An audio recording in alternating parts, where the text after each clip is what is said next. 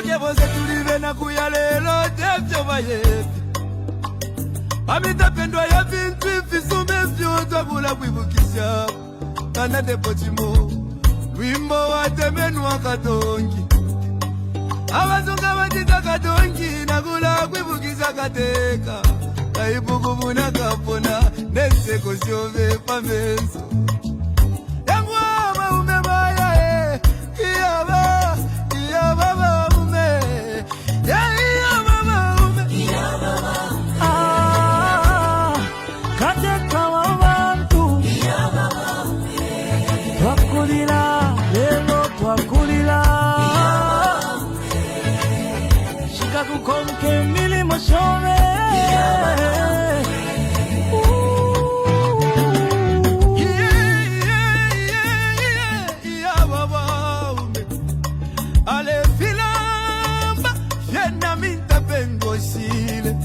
Eti kume moku la dolole avale Lilo wingi Iseko wingi mwakwete Iseso wingi mwakwete Mwaya Mwaya Mwende wino tata wesu Katusi muchi wakege Wali bomba kale Lomba mwatu jatuleli lake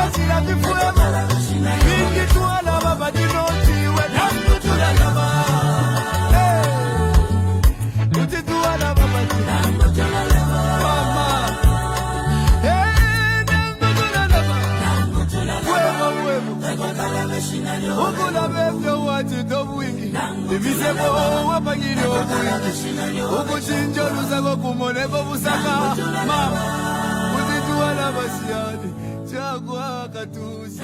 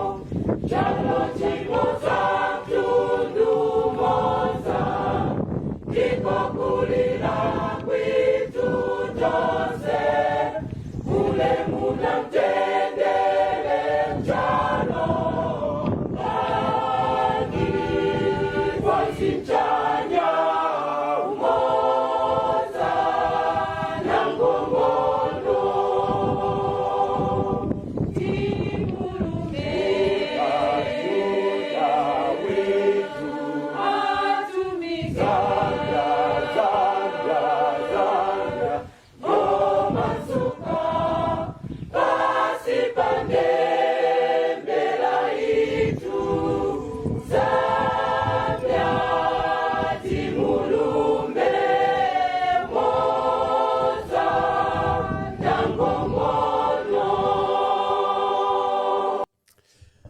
sometimes we forget the rich words that form our national anthem. If we only just could be patriotic and remember the words, the rich words that form who we are as a country, who we are together, united in diversity.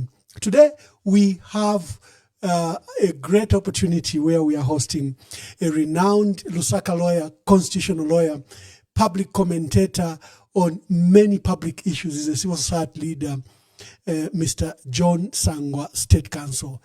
I was inspired to play the national anthem, the Nyanja one. I think I'll be playing the national anthem from various languages just for us to remember who we are as a people. Let me welcome Mr. Sangwa. Mr. Sangwa, good day and welcome to today's broadcast. Thank you. Thank you for having me.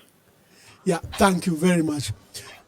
Mr. Sangwa, the country knows you. One who comments on public issues, one who takes matters to court, one who seeks justice. But you wrote a fundamental letter yesterday, and we want to understand the purpose of that letter, your call on citizen, and probably to answer to that call where people have been urging you to participate in the political process of our country. You've participated very well in the civic space, but it's like now they are calling you to politics. They are calling you to the presidency. And then you have responded with this letter. What motivated this letter? And I'll ask you to read it after you've answered that.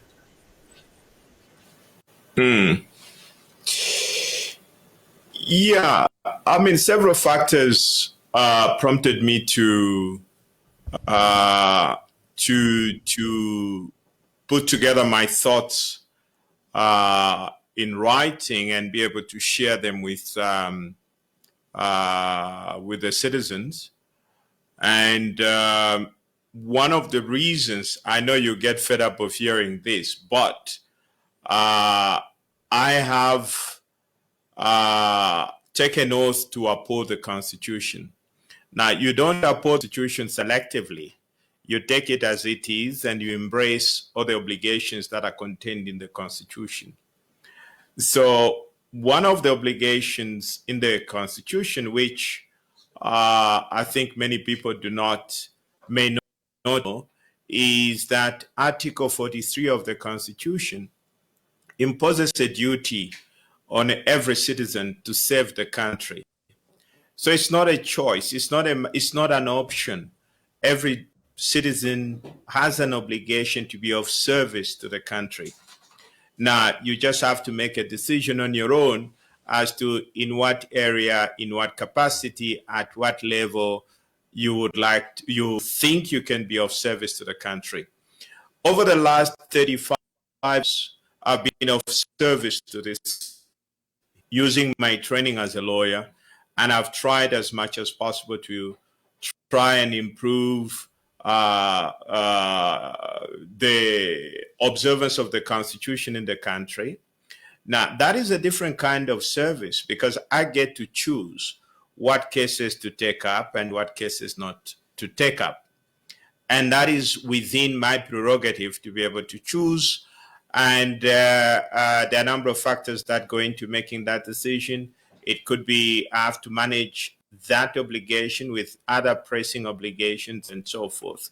That I've really done for the last 35 years. And I don't have to convince anybody on that because I think the record speaks for itself. Now, when people call you to say, we want you to assume an elective office, the dynamics there are totally different. Okay, because now it's not just your decision alone. There are many factors that you have to take into account in arriving at that decision. I've received calls from Zambians within and outside who have told me, who have asked me to offer myself and be of service to this country in an elective office. Now, obviously, I took time Indeed, Mr. to be able Sangwa. Indeed, Yes. we do not want to misunderstand.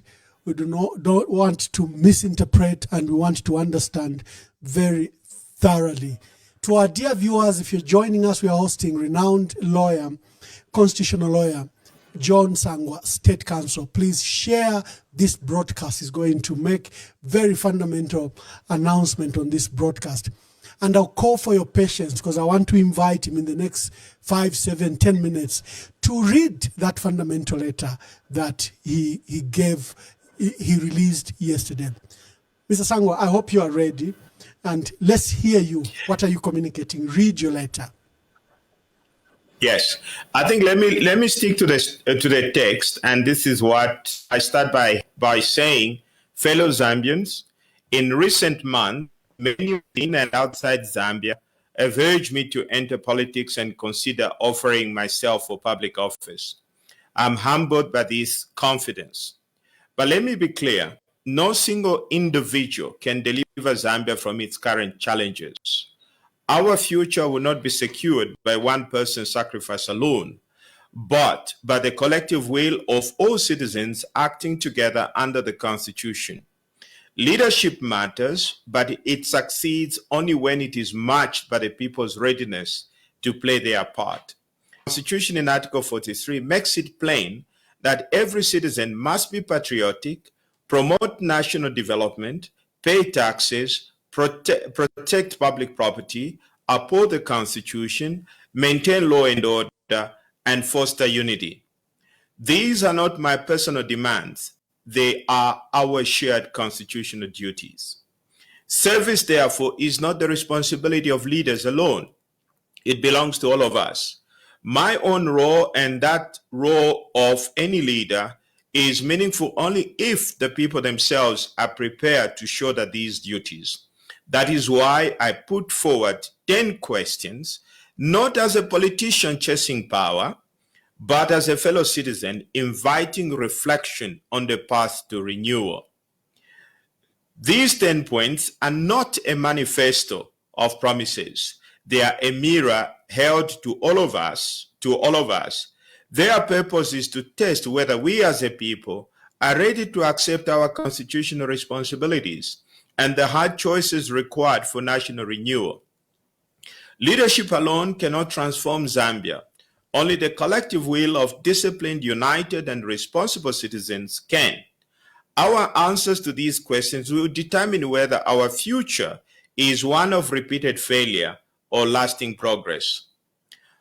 One of the first, question number one, that is understanding the crisis. Are we willing to understand, accept, and face the real scale and complexity of our national crisis? Not just poverty and high prices, but the deeper cancers of corruption, wastage, weak institutions, and a population growing faster than schools, hospitals, jobs, and land can keep pace with. Until we face these realities, honestly, solutions will remain superficial. Number two, are we prepared to make hard sacrifices required for national renewal, to reject corruption in all its forms, to end the culture of wastage, and to embrace responsibilities, not only in leadership, but also in family and community life? Strong families, responsible communities, and disciplined leadership are the foundation of a strong nation. Three, are we ready to rise above tribe, region, and party and stand together as one people, united by the higher goal of building a nation that works for all?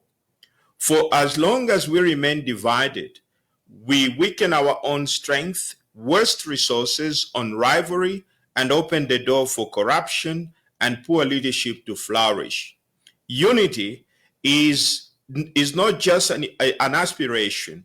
It is the foundation of justice, stability, and lasting national progress. Number four, are we willing to demand and accept the truth, even when it is painful, rather than settle for comforting lies and political slogans? We must be willing to face hard truth about our economy, our governance, and our own conduct, because comforting lies have already cost us too much. Number 5, are we willing to hold ourselves as well as our leaders accountable for the state of the nation? Accountability must extend from how leaders manage public resources and institutions to how each citizen fulfills their duties under the Constitution. Number 6, are we willing to elect men and women of integrity and competence rather than those who trade in tribe, populism, or money to gain power? True democracy is not about the loudest voices, but about leaders who will put aside their own interest and strengthen all our institutions, from the judiciary, parliament, and electoral commission to law enforcement, the civil service, and local government, so that the rule of law is upheld, public resources are protected, and every citizen can trust the system that governs them. Number 7, are we willing to know, defend, and live by our Constitution, recognizing it as the foundation upon which strong institutions stand? For it is only through respect of the Constitution and of law that leaders can be held accountable, institutions can function independently, and the promise of justice and equality can be made real for every Zambian. Number 8, are we willing to respect the law equally so that no person is above it and no citizen is beneath its protection? The rule of law means nothing if it serves only the powerful.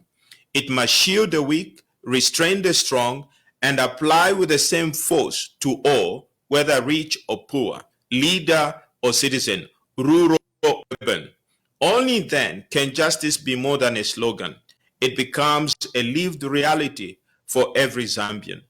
Number 9, are we willing to live within our means as a country, to reject reckless debt, pay taxes faithfully, and manage our resources with the same discipline that we demand in law and governance? Just as no leader should be above the law, no government should be above the limits of what the nation should be above the limits of what the nation can afford. Zambia cannot prosper by exporting raw copper and importing finished goods. We must add value here at home, build industries, create jobs for our people. Economic self-discipline is the financial face of rule of law, and it is what turns sovereignty into prosperity. Number 10, and about our own so that it belongs fully to Zambia, not to foreign donors.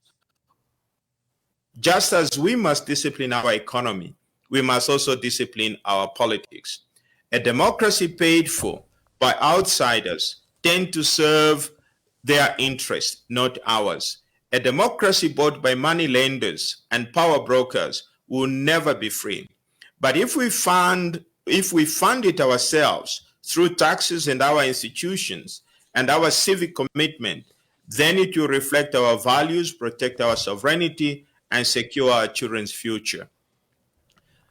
Unless these questions can be answered in the affirmative, Zambia cannot escape its present struggles. No leader, however sincere, can succeed without the people's willingness to change. But if the answer is yes, if we are ready to choose leaders who put aside self-interest to strengthen our institutions, to uphold the Constitution, to respect the law equally, to live within our means, and to fund our own democracy, then Zambia will stand firm on foundations of discipline, sovereignty, and unity. That future will not be built by one person alone, but by all of us acting together, each fulfilling our constitutional duty and demanding the same of those who lead us. I am to serve, but only if the people of Zambia are ready to walk this path with me. Renewal cannot come from my sacrifice alone, but from our collective decision to change course together. By renewal, I mean Zambia, where corruption is rejected, institutions are strong, and the rule of law is respected, where families and communities take responsibilities. Citizens live responsibly within their means, and the Constitution is not just words on a paper, but living foundation of our daily life. For us, as one people, to face reality honestly and begin the work of national renewal. Fundamental letter.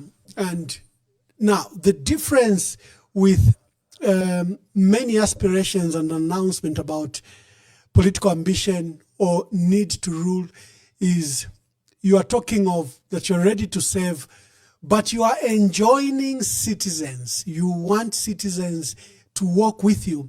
And when I look at the 10 points or 10 questions that you've raised, you paint a picture of literally a broken country that needs to begin afresh, and that you cannot start it alone.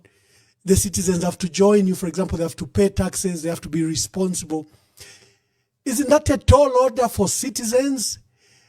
Citizens are looking for a leader, but you are enjoining them to the cause. Explain that rationale. Yeah, it's very simple to understand, Ambassador.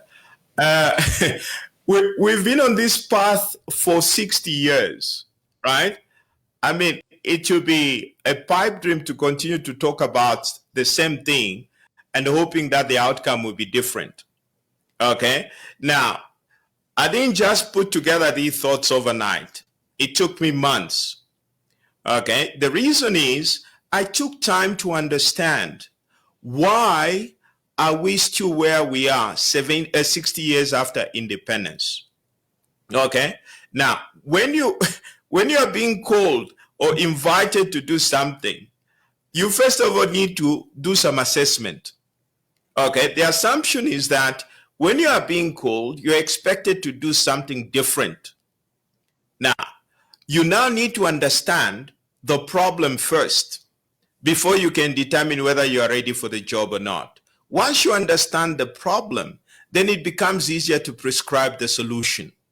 Okay? Now, without that kind of analysis, you can't just walk in there blindly.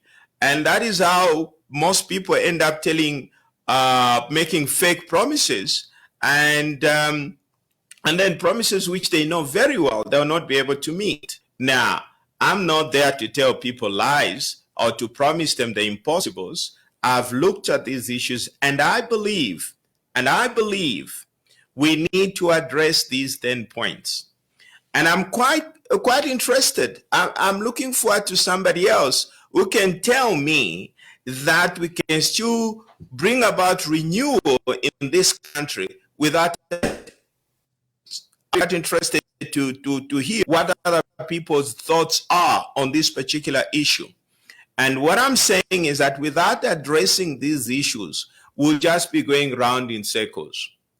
The reason I'm challenging citizens is very simple.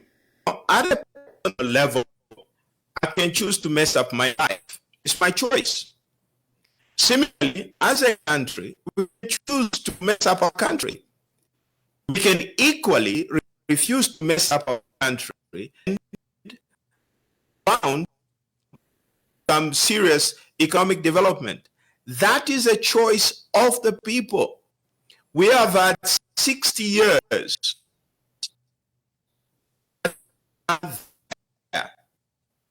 themselves to speak. Is there to support this vision. That's a choice. And the people, we can path, we need to lie to ourselves that we can actually transform this without having to address these difficult questions. Yeah, Council, so we have a choice. Let me just delay you. I don't know what's happened to your internet. You have very good internet, but I wonder why it's beginning to buffer. My technical team, just look at that quickly. We have very good internet from both ends. We should not have this at all. Let me just briefly just cancel. Let me see. I'll disrupt you a bit.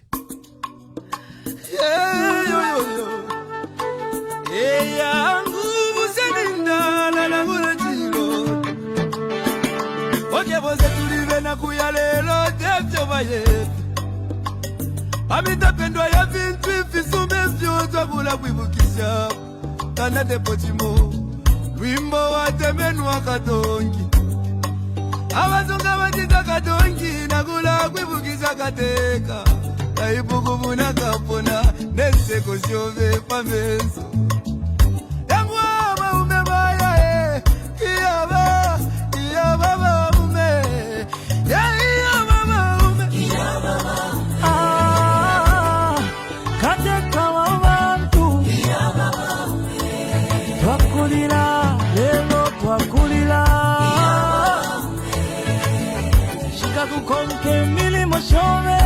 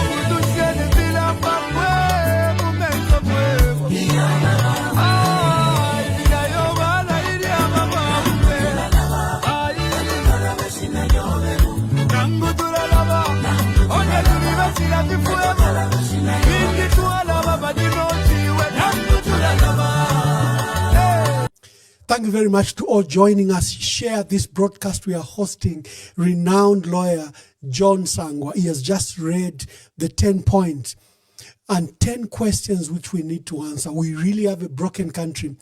It's just not an issue of political leadership that we're looking for, or leadership. According to John, you have to join your and then join with your commitment. Are you willing to make the sacrifices that are needed for this country? It's just not about leaders. Anyone, like John's, as stated, can promise, can say that I'm going to reduce or remove poverty, that I'm going to create employment. But he says it's not that undertaking, and he says he's not ready to be part of those just that say things they know they cannot commit. And in his assessment, he has identified one of the issues is that the country is broken, but it needs your participation if we have to emancipate this country. Let's go back. I think now our internet is okay. Mr. Sangwa, to interrupt your thoughts, because I want this broadcast to remain with the quality that it is renowned for. Please continue with your thoughts. No, I was making the point that, we have a choice as a country. Okay, we have to make that collective decision that we need to move forward. We need to improve and bring about economic development for the country. That is a choice that we have, because remember, we're a sovereign country.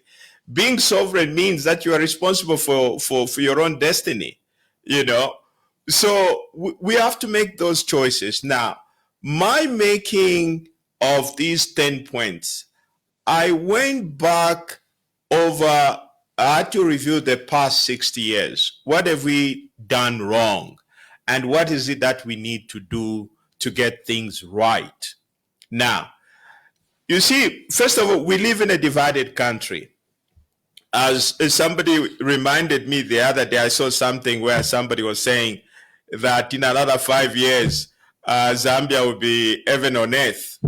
And I just said, but how is that even possible? How are you going to achieve that?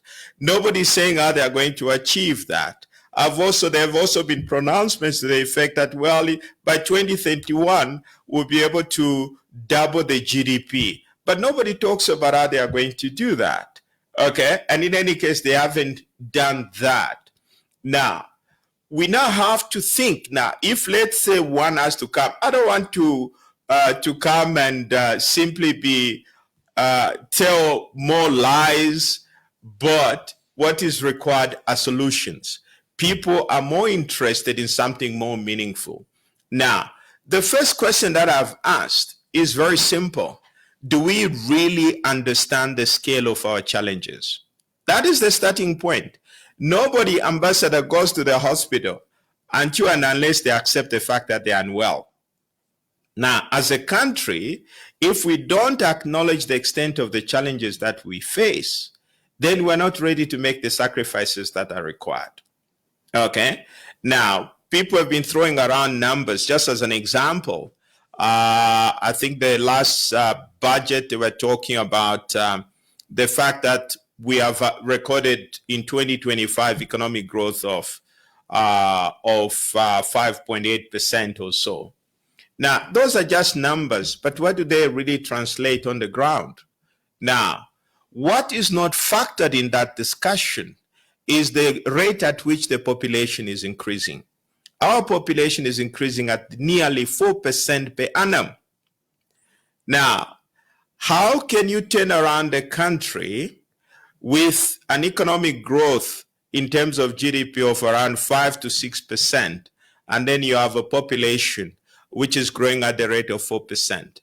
Nobody has ever articulated that. Okay? What you're looking at is an impossible position.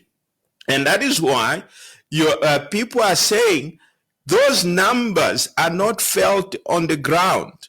Now, in addition to that, nobody is talking about the leakages, the theft, the corruption, the wastage, the leakages that are happening. Okay? Now, when we factor in, what we have is a near impossible situation to turn around based on the numbers that we're able to achieve. Okay? Now, this is the kind of discussion I'm glad, Council, that you've referred to, for example, the national budget. I was coming to that. You've painted a picture of a broken country, a poor people, yet there have been so much opportunities. We are 60 years, like you've stated. I've always given an example on this program that we started far richer than Singapore, Vietnam, South Korea, China, and Japan. Today, those countries have leapt to first worlds. We're number 3 economy in Africa. We are now among the 6th poorest countries in the world. We are among the 10 most unequal countries in the world. Recently, we are being cited for wrong things, from witchcraft to human rights abuses to all sorts of negative things that have been thrust before us. But when you listen to the team that's ruling us, led by President Hakainde, Hichilema, they are painting a glorious picture that there is a nation in recovery. There's a nation marching forward with 6% economic growth, that they've revived the mining, agriculture, and other sectors, that they've rescheduled the debt. Therefore, you have no choice but to re-elect a President Hakainde Hichilema. And then there's a picture, a gloomy, bad picture that we've just painted. How do we reconcile the two? Are we living in alternative realities? And I'm glad that you said your statement of questions was not a manifesto, but a mirror to ourselves. Are we being dishonest with ourselves? Are we failing to accept we are sick and therefore we can't take ourselves to the hospital? Yeah. Yeah, but that's exactly the point, Ambassador. I mean, I gave this example to somebody. He said, you recall during the time of the AIDS, when AIDS was ravaging countries, there were people who lived in denial. When they told them to say, well, you are HIV positive, they refused. Now, most of these people are dead today, but the others that accepted their position and they accepted treatment, they are still alive to this day. Now, as a country, we have to make that choice. Do we want to delude ourselves that we are making progress when there is absolutely nothing on the ground to support that? Okay, so healing starts with accepting where we are. Now, I have no problem if Zambians think that everything is okay, then that's fine. That's the choice that all have made. Okay, but I do not believe that we are okay. We should have been far much better than we are. You're talking about Singapore and these other faraway countries, but if you want an African example, you simply have to go to Botswana. The GDP of Botswana is possibly 4 times that of Zambia. And yet, at independence, Botswana was literally a basket case. The GDP of Botswana at independence was something like maybe about a quarter of what Zambia's was at independence. But today, Botswana, an African country, also mineral dependent, has actually surpassed us in terms of GDP per capita. That those are the realities, you know. Now, the truth of the matter is our population is growing at a faster rate than the resources can keep up. I'll give you an example. When I went to university, we were accommodated. Now, we were 2 people per room. Today, go to UNZA and ask yourselves how many students are sharing that same room today. What has happened is that the population has grown, but infrastructure has not kept up with the population growth. Now, we need to have this kind of conversation. For example, these are the issues that we should be discussing.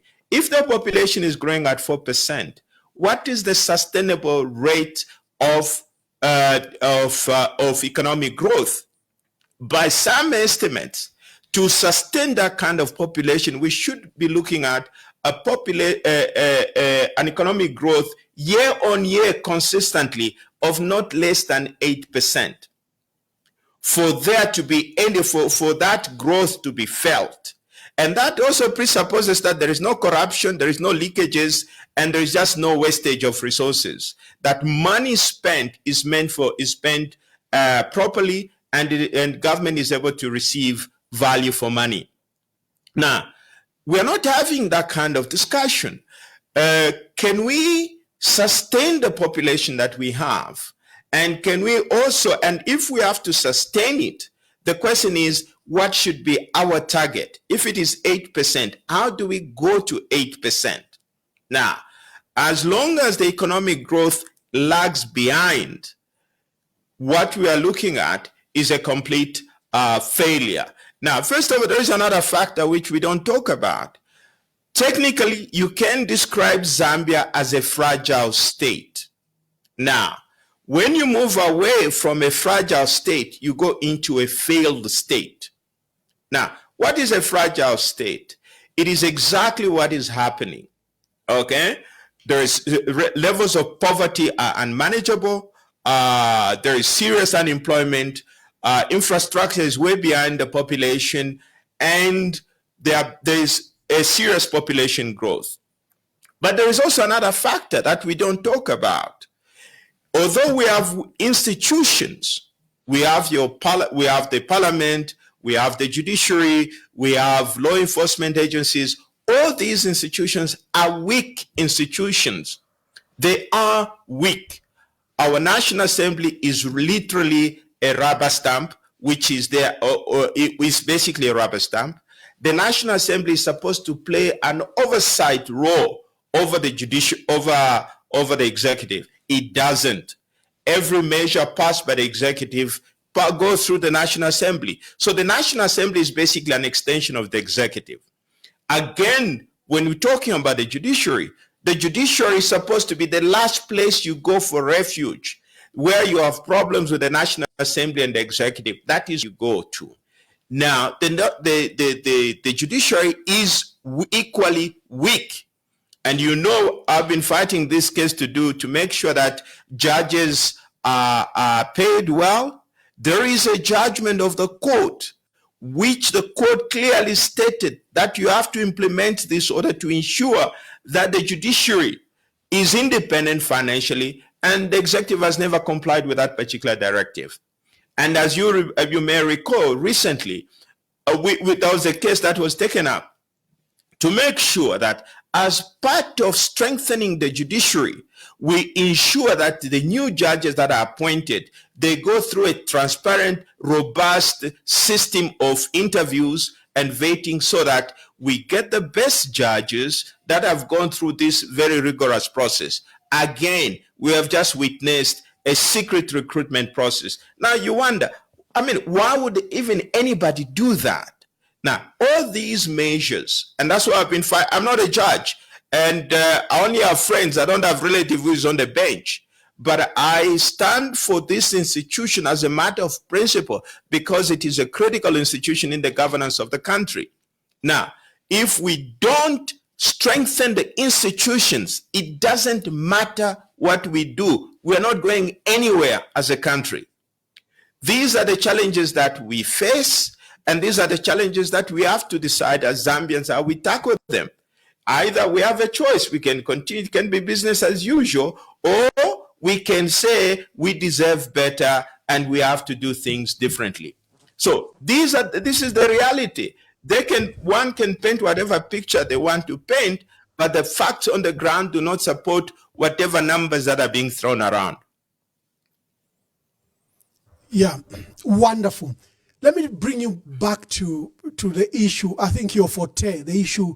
You are a lawyer, and I think most of your advocacy has been in law practice or related matters, such as the Constitution. I think the country knows your sound opinions on the issues of the Constitution and how you raise alarm every time there's an abrogation or threat to our Constitution and our democracy. You've just talked about the secret recruitment of judges. There was a Superior Court Act that was amended, which has expanded the bench at the Constitutional Court, the Supreme Court, and at High Court. And here it is. We all agree our judges are few. We all agree the burden of their work is so much in relation to per capita.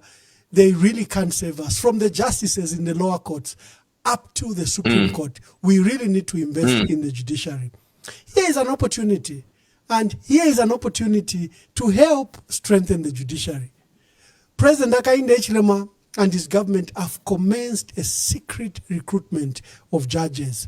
And we have an election year. If you have, for example, a constitutional court that ruled against his constitutional making process, is probably afraid that he may have a judiciary or a constitutional court that can rule against him in an electoral petition next year. This secret recruitment of judges, we always cry to you lawyers, what can be done to stop such processes? Because in the end, with such kind of parliament you call the rubber stamp, these judges will become our judges. Last time he employed 27 judges. Among them, there were some identified as not even properly qualified to be judges. But because there is arrogance of numbers in parliament, those men and women became our judges. Here we are again, faced with a similar situation, a secret recruitment, no open and transparent process, and these men and women will likely become our judges. What can be done? Well, there's a matter in court. We just hope and pray that the Constitutional Court will have to stand up and be able to address the issue. We've gone there, and it's very shocking actually that anybody would actually resist such an initiative, because we all want a strong. Speaking for me, in a normal situation, you'd want to have a strong judiciary.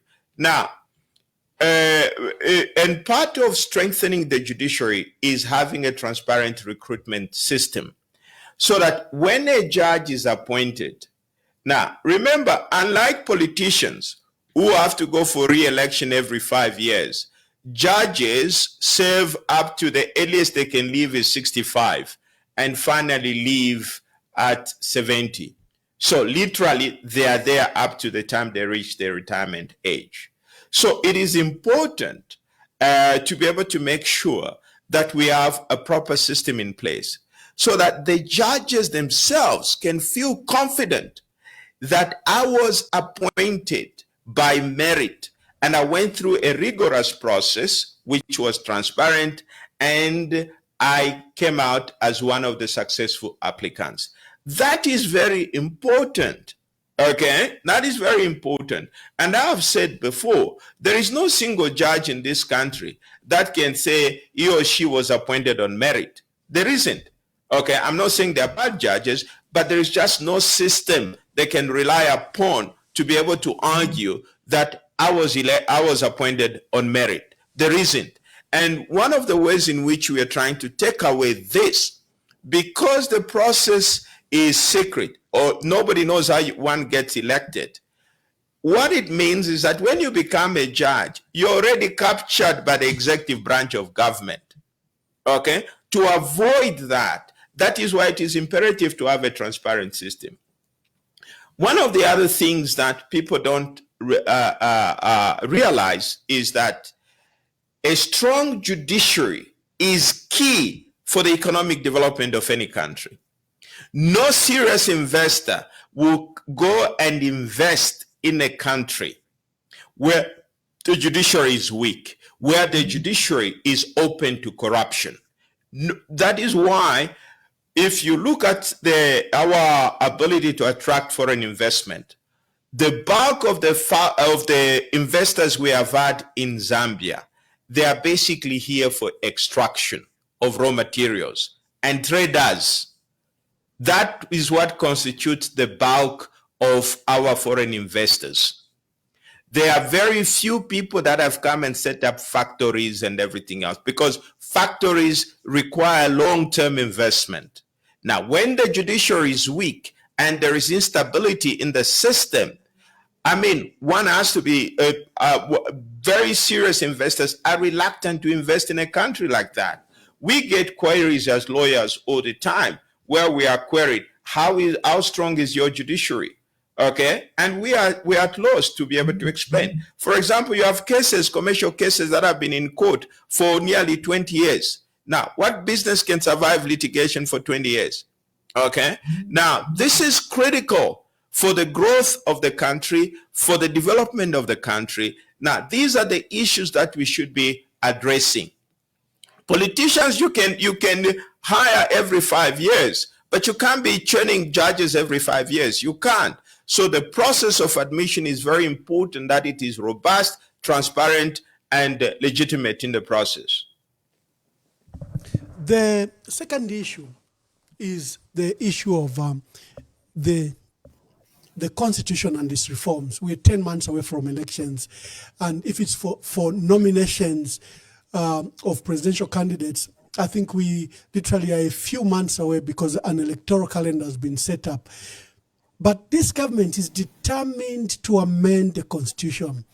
They think that, first of all, a delimitation process should be effected and women and youth should be included. Many analysts have said this, if the constitutional amendments were to proceed, it will advantage President Hakainde Hichilema. Because, first of all, you will have a parliament with a start of 42 MPs that you will have nominated. Whichever president wins then can nominate up to 42 members of parliament, because the 12 youths, the 20 women, and the 10 that are usually nominated by the president.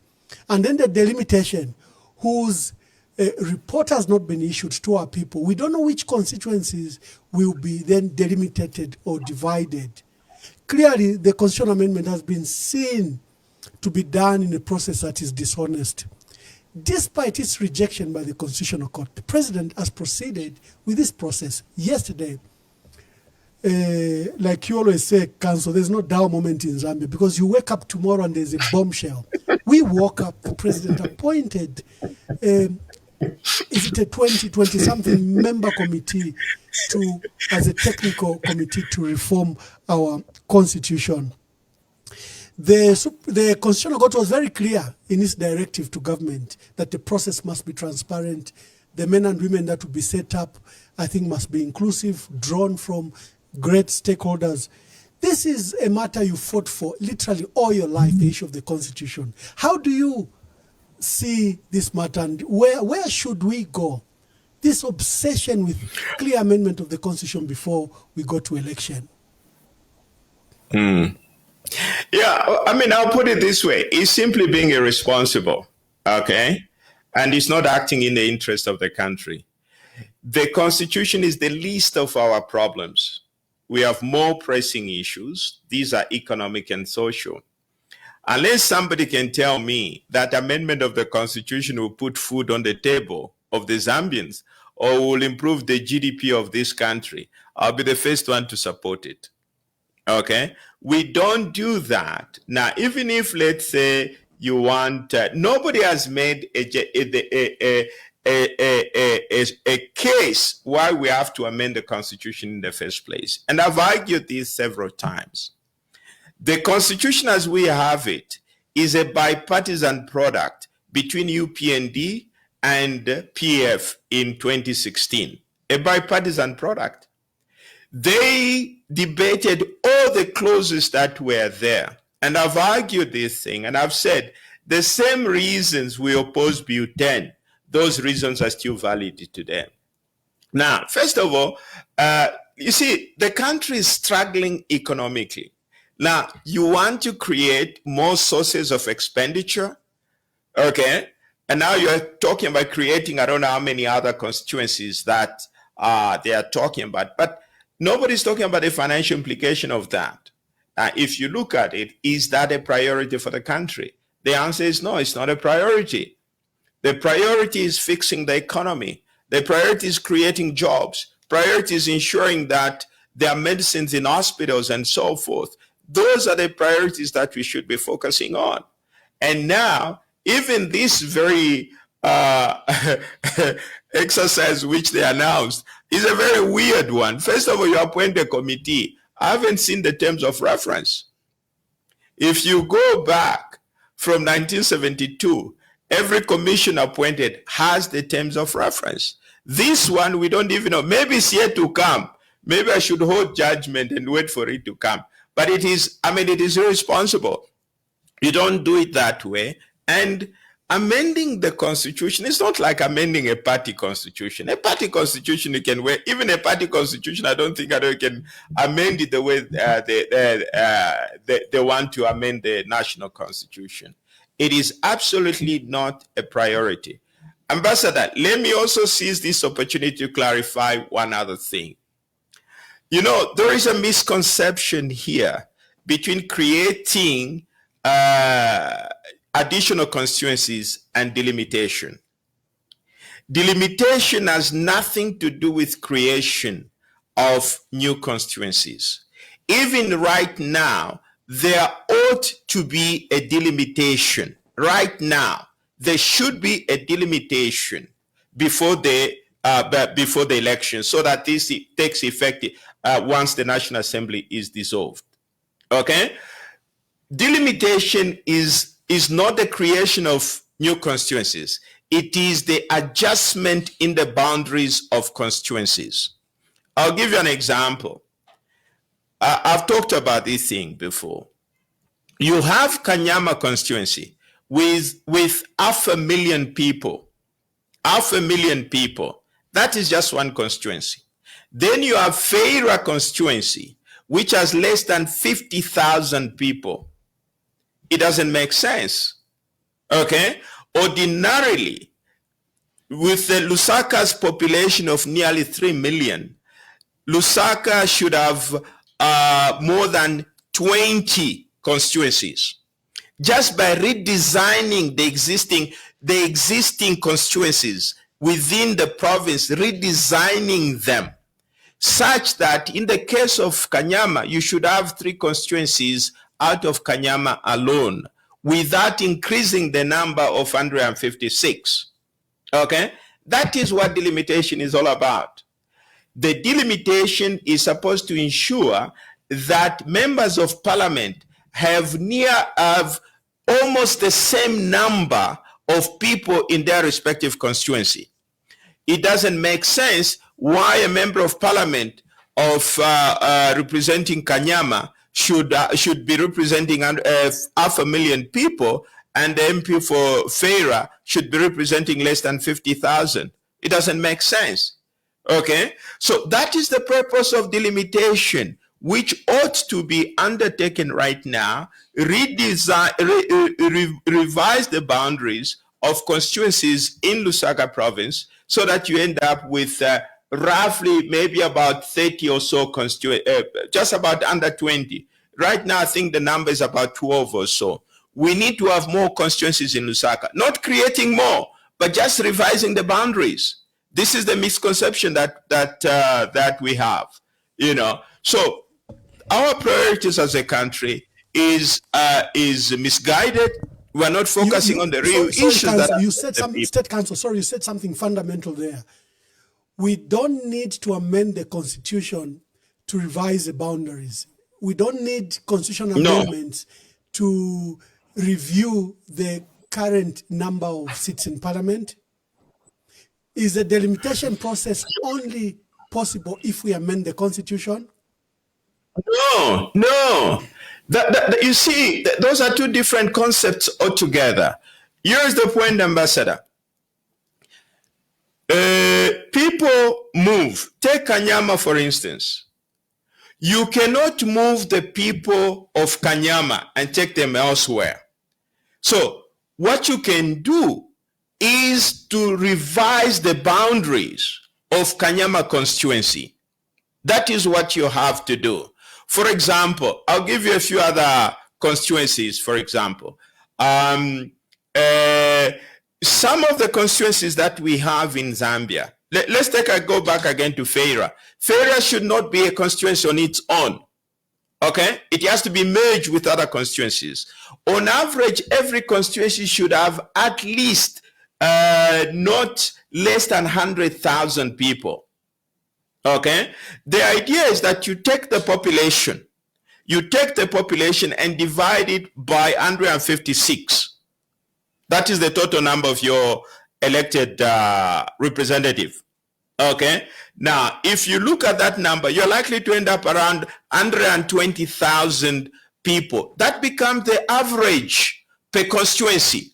So which means that you have to divide the entire country, revise the boundaries. Remember, not create new constituency, but revise the boundaries of the existing constituencies in such a manner that each constituency has plus or minus 120,000 people. That is what we're supposed to do without adding more seats. I'll give you another example. There is what's this? I think Solwezi West or in Northwestern Province. It's about 28,000 people, one constituency. That should not be a constituency. It should be merged with other constituencies to make one. Okay?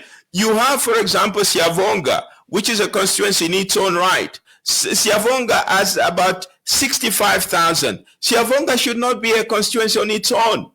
That is misapplication of resources, and that is the failure of ECZ. ECZ must be able to make sure that there is a balance, there is an equal distribution in terms of numbers, and this has to do with the revision of the boundaries, not the creation of new constituencies. Okay, now the creation of the constituency is just a political game that is being played. It has nothing to do with delimitation. Delimitation is a responsibility of ECZ. It has nothing to do with the executive, which ECZ should have been doing anyway.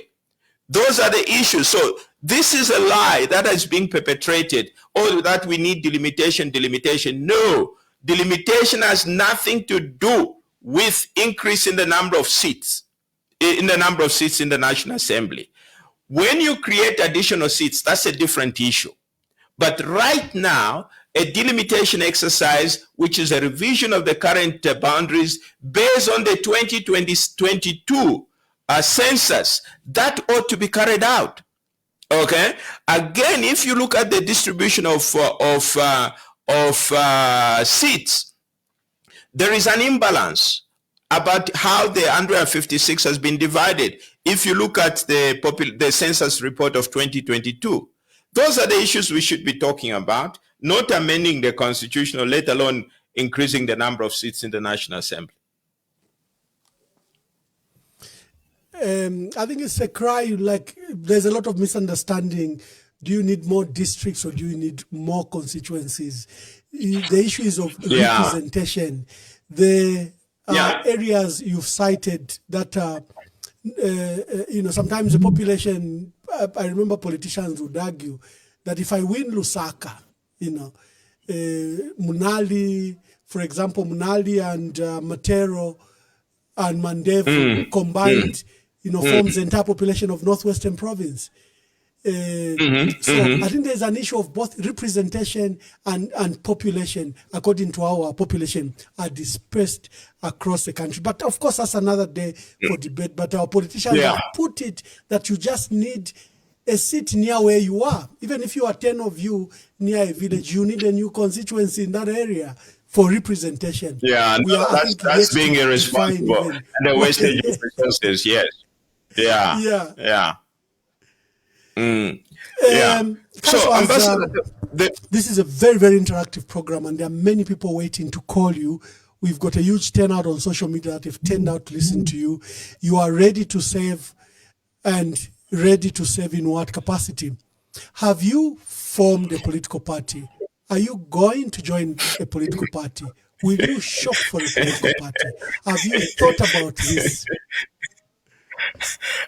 Ambassador, I've taken time, okay? The problem, again, it comes down to these issues that we're talking about. We keep on repeating, doing the same thing, and for some reason, we hope for a different outcome, okay? Now, there are so many examples of people that have jumped into this political arena, formed their political party. And what happens? At the end of the day, they just realize they are on their own. Okay? Now, we have to learn from that. Why is that? And that is why I am saying I'm here to serve, but I'm not there to serve alone. Okay? I'm inviting people. Can we join hands? Now, whatever we do is not for my personal benefit. It is for our collective benefit as a people. Now, we have to try something new. Now, I know, a lot of people have asked me, have you formed a political party? And I'm saying, you know what? A political party is like a tent. You don't erect a tent until you know who's coming to sit in that tent. Now, once I know once we know who's coming in the tent, it's very simple. You can choose to buy a new tent, or I didn't know that. I've just discovered that actually there are political parties for sale. So this is Zambia. Everything has a price and everything has a cost. When I started practice, we used to have companies off the shelf. Now I've been told that there are political parties off the shelf. Correct. So it's a question of having your priorities properly triangulated. Okay? I'm not that arrogant enough to be able to believe that, the people that have spoken to me, they're a representation of Zambia. I've not been able to proceed on that premise. I would like to see. That's why I'm throwing this challenge to the Zambians. Can we join hands and be able to transform this country? Okay? Now, once there is a response, then we make a collective decision. Now, we have to learn from the mistakes that have been made in the past. Invariably, when you form a political party, technically it means that you own that political party. Okay? I don't want to own a political party. I don't. Okay? I want to be part of a political party, but not to own one. Okay? And not only that, the moment you form a political party, somebody already put himself there as president. Now, you are assuming you are the best person that is going to come into the tent.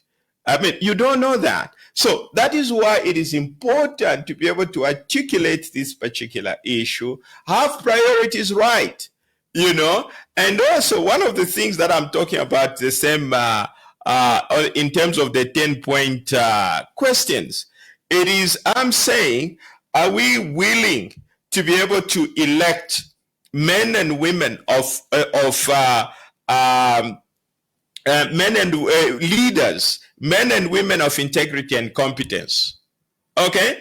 Now, when we're talking about that, that concept is not just at a national level. It has to be at a party level already. Okay? If I may just remind you, we've taken out a case, by the way, before the Constitutional Court, where we are saying that there is need to pass a political parties act. Now, that particular act is supposed to provide that parties must be internally democratic. Now, and those are issues that I have to respect. I'm not above the law. I'm not above the Constitution. Okay, so I am bound to respect the Constitution. So it has to be a collective decision to be made. Now, we have seen where others have ended. I think it is irresponsible for us to repeat what others have done and have ended up in failure. Okay, so the starting point is there an appetite for renewal? Okay, that is the starting point, Ambassador. Is there an appetite in Zambia for renewal? I don't know, maybe people are content with the way life things are. I don't know. Okay, and that's why I've thrown this challenge. Now, well, people may tell me, we are happy with the way things are. Then what's the point of creating a new vehicle if the outcome people are telling you to say we are happy? You know? But once there is that response and the people are saying we are not happy, then let's agree together. How are we going to do this thing? And that's why I'm saying this is not a one-man show. It is not my sacrifice alone, Ambassador. I would like you to sacrifice. I would like everybody else to sacrifice for the good of this country. That is why we get incessantly lied to when somebody says, I'll fix everything, only to realize that there is no capacity to fix anything. I am not promising that I have all the answers. I don't. But collectively, I believe there are enough brains in this country, both within and outside this country, to transform this country. That is what I believe in. Now, so there is more groundwork to be done. Okay, I've challenged Zambians, and if they are willing, let's join hands. Okay, I cannot assume that they are willing. This is a huge sacrifice. It's a huge sacrifice, Ambassador. And I'm calling upon Zambians to say, let's make the sacrifice for a better Zambia. Now, if people are not willing to sacrifice, then that is their choice, you know. So there are a lot of things that have to be made. You asked me about about the presidential thing. Now, again, we have this obsession with the presidency. Okay? Now, there's a joke that is told. A Greek friend of mine once told me many years ago, have you ever met a Zambian who doesn't want to be president? Now, that is the problem, because we have cheapened that office so much. And yet, that is the toughest job on earth. Okay? Now, when you are president for a country like Zambia, what you are basically saying, you are responsible for the lives of 25 million people. Your decisions determine whether some of those people live or die. This is not something that we ought to take lightly. You need the confidence of your peers to be able to ascend to that particular office. Okay? Now, I have offered myself. Okay? I have expressed my willingness, and I'm also looking for the endorsement of my peers. They have to look at my character and be able to tell me whether I'm suitable for the job. It's not automatic, and it shouldn't be automatic, you know. So, but the most important thing is that the groundwork has to be done first. Are the people ready for renewal? If they are, then we go on to the next question. How are we going to do it? This is a collective effort. As I'm speaking, I'm not claiming that I have all the answers. I don't. Okay, and it will be dangerous for one to assume that I have the sum total for the human knowledge. But what I believe is the fact that this country is in trouble and we need to change course.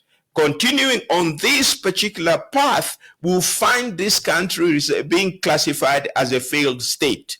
That is where we are headed. Indeed, I didn't even bother to go to the state of the nation because I think this is well known and well articulated, and the lives of our people speak for themselves.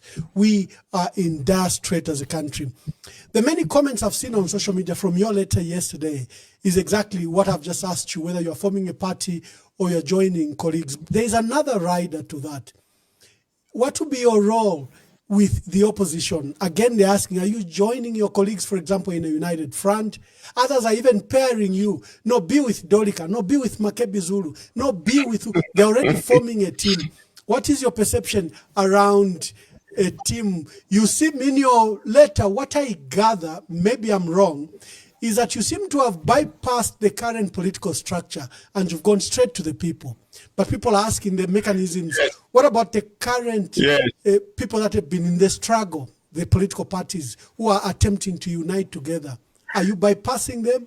And in working with others on the United Front or individuals, like many people are saying, Dolika Banda and others, what is your view? Have you applied your thoughts to that? Ambassador, in our politics, in fact, we have ignored the voter. Okay? And yet, it's the voters that are the bosses. Okay? So my message is directly to the Zambian people. Ultimately, they are the decision makers. Okay? And depending upon their reaction, they will be able to dictate to us what we must do. And also, from where I stand, this is a sacrifice on my part. It is me discharging my constitutional obligation to the country. Okay? Now, it shouldn't be so much about positions.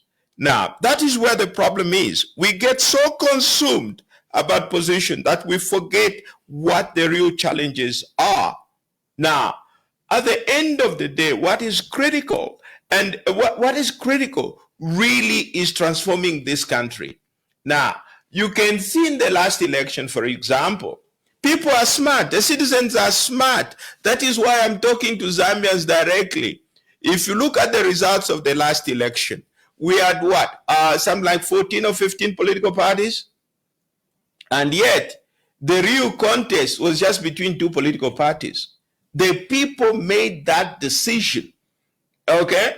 I think you and I have joked about this thing whereby to say there was a third political party which got the third highest votes, which is the spoiled ballot. So the voters are smart, okay? And that is why I'm challenging them. I'm speaking directly to them to say, these are the challenges. These are my 10 questions. Are you willing to join hands with me? Okay. And at the end of the day, the rest of nothing is cast in stone. At the end of the day, the determinant will be the interests of the country. That is the overriding consideration. Not my interest, not my welfare, not my well-being, but the interests of the Republic has to come first. So whatever alliances or arrangements that is made, as long as it benefits the country, that is what is important. Before I invite the callers, if one of or many people or teams come around and respond to your questions, and amongst them there's someone who you think maybe can even make a better president, will you give them an opportunity? Are you willing, like we always ask? Yes, Ambassador. Are you willing to be led? Can you yes, or can I you would be led? do that. Yes, yes, I would do that. I'm not that arrogant enough to believe that I'm the person with the best brains in the country. No, okay. And at the end of the day, it is the interest of the country. The interest of the country is paramount. It trumps my personal ambition, my personal interest. The country must come first. That should be our priority. And that is why I never said I'm going to be president. I said I'm ready to serve. Okay? Because I'm not arrogant enough to think that I'm the best person that is out there. But if there is another person that is there that I believe can drive this country forward, my interest is to see the country progress. And if there is somebody else who is competent, who has integrity, that can actually push this agenda forward and try and bring a forth renewal, Ambassador, I'll rally behind such a person. Okay? I'll rally behind such a person. For me, what is important is the country. We have lost so much in the last 60 years, you know, and it is time that we took a different direction altogether. Dear viewers, it's your time. Let's get our phones and let's share this broadcast. We are hosting renowned Lusaka lawyer, constitutional lawyer in our country, John Sangwa, State Counsel. And I want to pick your cause. What are your contributions? He's read to us. He's read to us what his thoughts are. He's read 10 points. Something you'd call a 10-point plan, really. But he's asking you that the sacrifices that leaders have to make, there are some things that you need to make. The calls are beginning to pour in. Let's take those calls. Caller, please tell us your name and where you are calling us from. I am John Kasonso. I'm calling you from Vancouver, Washington. And I have 4 questions for State Counsel, John Sangwa. Professor Kasonso, John Kasonso. Yes, sir. Thank you, Professor. Make your contribution or your questions. Yeah, first of all, I would like to thank the State Counsel. He has been an important voice for our country on matters of the law. And a lot of people also have passed through his classrooms as a great teacher, and we have all his testimonials all over the country and littered all over the world. So I first of all would like to thank him for his service to his country for in that capacity. And then also, I would like to cite one situation that will lead into the question. The State Counsel John Sangwa told us that President Edgar Lungu was not eligible to stand for a 3rd term. And he took the case to the Constitutional Court. Among other people, they lost that case. But later on, once they lost that case, or subsequent others lost those cases, there was a repeat of that case. So he wanted to take his faith and his trust in the system that the prior judgments were valid. But again, he lost that case. The other judges ruled that he wasn't eligible to stand ever again. And they explained it to us. So there are these nuances of the law. I can't attribute that to the fact that he was flip-flopping, but I can just attribute that he is a very humble and a very useful citizen. Yeah, and in that same regard, I would like to first of all take a correction. Botswana's GDP is not 4 times that of Zambia. That was an incorrect statement. The Botswana's GDP stands at $19.3 billion in nominal terms. Their projected GDP growth is minus 0.4 for 2025. I think that is said in relation to their population. Their population is only 2 million. I'm coming there. I'm coming there, Ambassador. I'm coming there. I have the number for that as well. Zambia's GDP is 31.8 billion and projected growth is 6.6 billion. When you go to GDP per capita, that is in relation to their population, Zambia's GDP is 1,330. And Botswana's GDP is 7,020. So the GDP per capita is 5.3 times more, not 4 times. Now, when it comes to GDP, I want to agree with the State Counsel that the GDP number projected and also talked about in Zambia is not a useful number because I'll admit much of the earnings of the country go to foreign investors, to imports and debt servicing. Now, the first question I would like to ask the State Counsel is, were you invited to participate on the technical committee to gather citizens' views and draft the Constitution? But if not, why do you think you were not appointed to that, or you again just refused. 2, you have said that the best performing president was President Frederick Chiluba, and I have the view I take the view that he found the situation bad economically in Zambia as president, but he made it worse through company closures that could have been improved through business process re-engineering. The view of mine is that the structural adjustment program was a fiasco. The question is, who are your heroes and role models among the economists, and how can that, how do their ideas inform what you are proposing? And finally, I have known you at a distance since the days of Zadeco, ZDC, Denmumba ZDC. I have never heard you speak any of our mother tongues, Ichinyanja, Ichibemba, or any of our mother tongues. So just where is your village? Thank you, State Council. Professor Kasonso there from Vancouver, Canada. Hello, caller. Please tell us your name and where you are calling us from. Yes, good evening, Ambassador. Good evening. My name is Mrs. Anonymous from the AI Kingdom. Yeah, good evening, Council John Sangwa. It's good to have you on this program and to hear your, I think, views on what people are calling you for to be. Oh, Council, can you also consider to be the other part of the people to liberate Zambia, or to join people who are saying, can we have independence 2.0?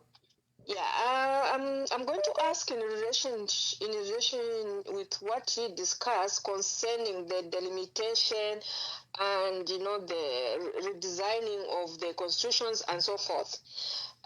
This question is with regards to Constitution Development Fund, which I think when you look at the budget that Honorable Stumbe Komisogotwane gave, was it last week or so, where we saw that there's an increment in the number of, in the amount of money that has been allocated to CDF per constitution, and it has gone to 40 million kwacha, if I get my figures correct. And if you look at how the figures have been increasing from the time UPND came into power, we are now at 40 million kwacha per Constitution Development Fund. However, when we see the release of those funds to the constituencies, it has been a challenge. I think we saw at one time where they showed who is doing well in terms of utilizing or the utilization of the Constitution Development Funds. And we saw Munia Zulu was amongst the top people. However, when you look at... my dear sister, ask your question. As you can see, all phones are ringing. Let's see how we can accord as many people as possible. Yes, Ambassador, I wanted to go stage by stage so that I get to, I'm almost there. Please, quickly, just ask your question. Let's be fair. All my phones are ringing. Okay, let me do this. So, Council, when you look at the amount of money going to CDF and the projects that are coming out of there, do you think, what's your comment? Do you think it's part of the issues you said? We are seeing leakages, misuse, and so forth. Do you think CDF is part of the new ZAMTRUP account that was perceived in the Chiluba administration? I just want your comment on that. Thank you very much, my sister. Hello, caller. Please tell us your name and where you are calling us from. Anonymous, make your questions quickly or make your contributions. Thank you very much. Good evening, Council. Thank you very much for turning up, and thank you very much for the 10-point plan, challenge to Zambians. My first question to you. You have indicated that you are not the chosen one and that you are just informing us that you are available for service, which is very positive and encouraging. And my question is that there are a lot of existing political parties and opposition political parties. And at the moment, the opposition, especially the largest, the Patriotic Front, we've seen that there's a lot of in-house called upon? Are you looking at any, they are already established. They've already been governing. And then there's also quite a number of the opposition parties that have just gotten together. The Zambia We Want, Bahari Kalaba, Fred Membe. Would you be encouraged to join and rally behind, like you have mentioned when Bamwamba asked you to say you are ready to support one, especially where you see that there's life there? What is your voice on that one? I think it's very important. You come out very, very clear. You articulate your issues very well. You seem very informed. And this doesn't seem like it's an assignment that has just been called upon by the people. But even yourself, the way you speak, you have definitely been studying this, that you are ready now to face the Zambian people. So thank you very much. Thank you very much. Thank you. Thank you. Hello, caller. Please tell us your name and where you are calling us from. Hello, my name is Uncle J. Thank you very much. I'll just go straight to the point. Yes, Uncle J. Thank you. Here is the thing. State Council, you've just reminded me of one thing quickly that I saw in the scripture of an old man when he saw the birth of Christ. That is all he was waiting for, and it was done. This is what you've exactly done, and to me. We are behind you. Basically, I'm just endorsing you. You are the man. You are the anointed one. This is what Zambia needed. It is in a mess. It just needs a person of your caliber and integrity to revert it to the right path. I thank you. Thank you very much. Hello, caller. Please tell us your name and where you are calling us from. Thank you very much, Honorable Emmanuel Mwamba. I'm Don Oscar. I'm calling from Italy, and I greet Council John Sangwa. Thank you very much. Thank you very much. I've listened so carefully for a detailed explanation of Council John Sangwa. Wonderful indeed. But I think our Council John Sangwa have understood the question that all of us were expecting that today the judge, Madam Zulu, is going to give back the Patriotic Front Party back to their original owners. Today, everyone, we were waiting for that.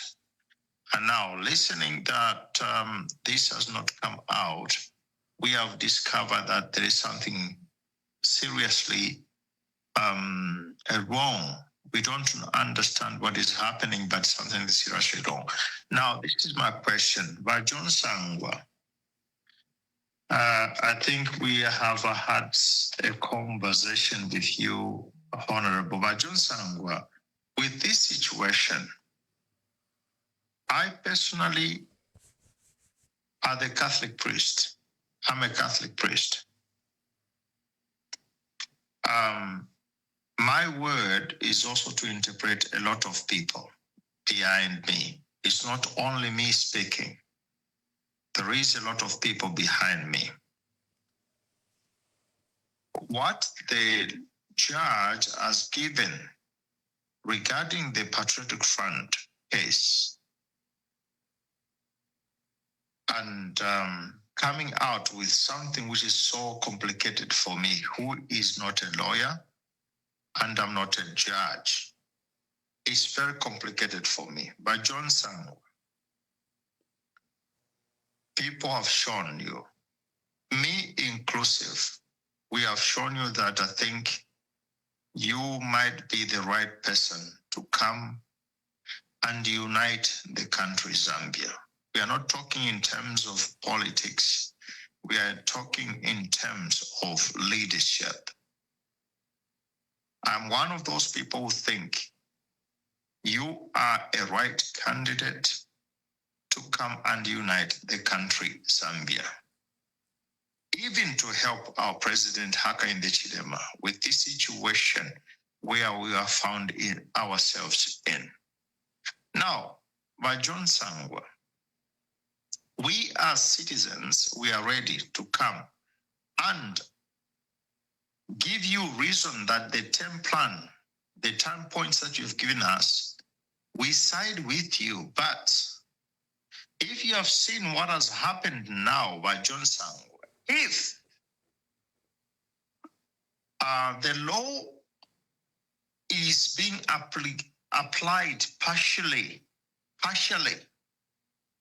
and something which was so clear for me to give back the party to the Patriotic Front, because Mao Sampa was elected illegally, has confessed and come out and say, they elected me as a president unlawfully, and then we found that this cannot be applied sincerely and carefully by John Sangwa. Me, I'm ready to support you. Most of the Zambian people are ready to support you. Even some of the UPND people are ready to support you. But this is my question.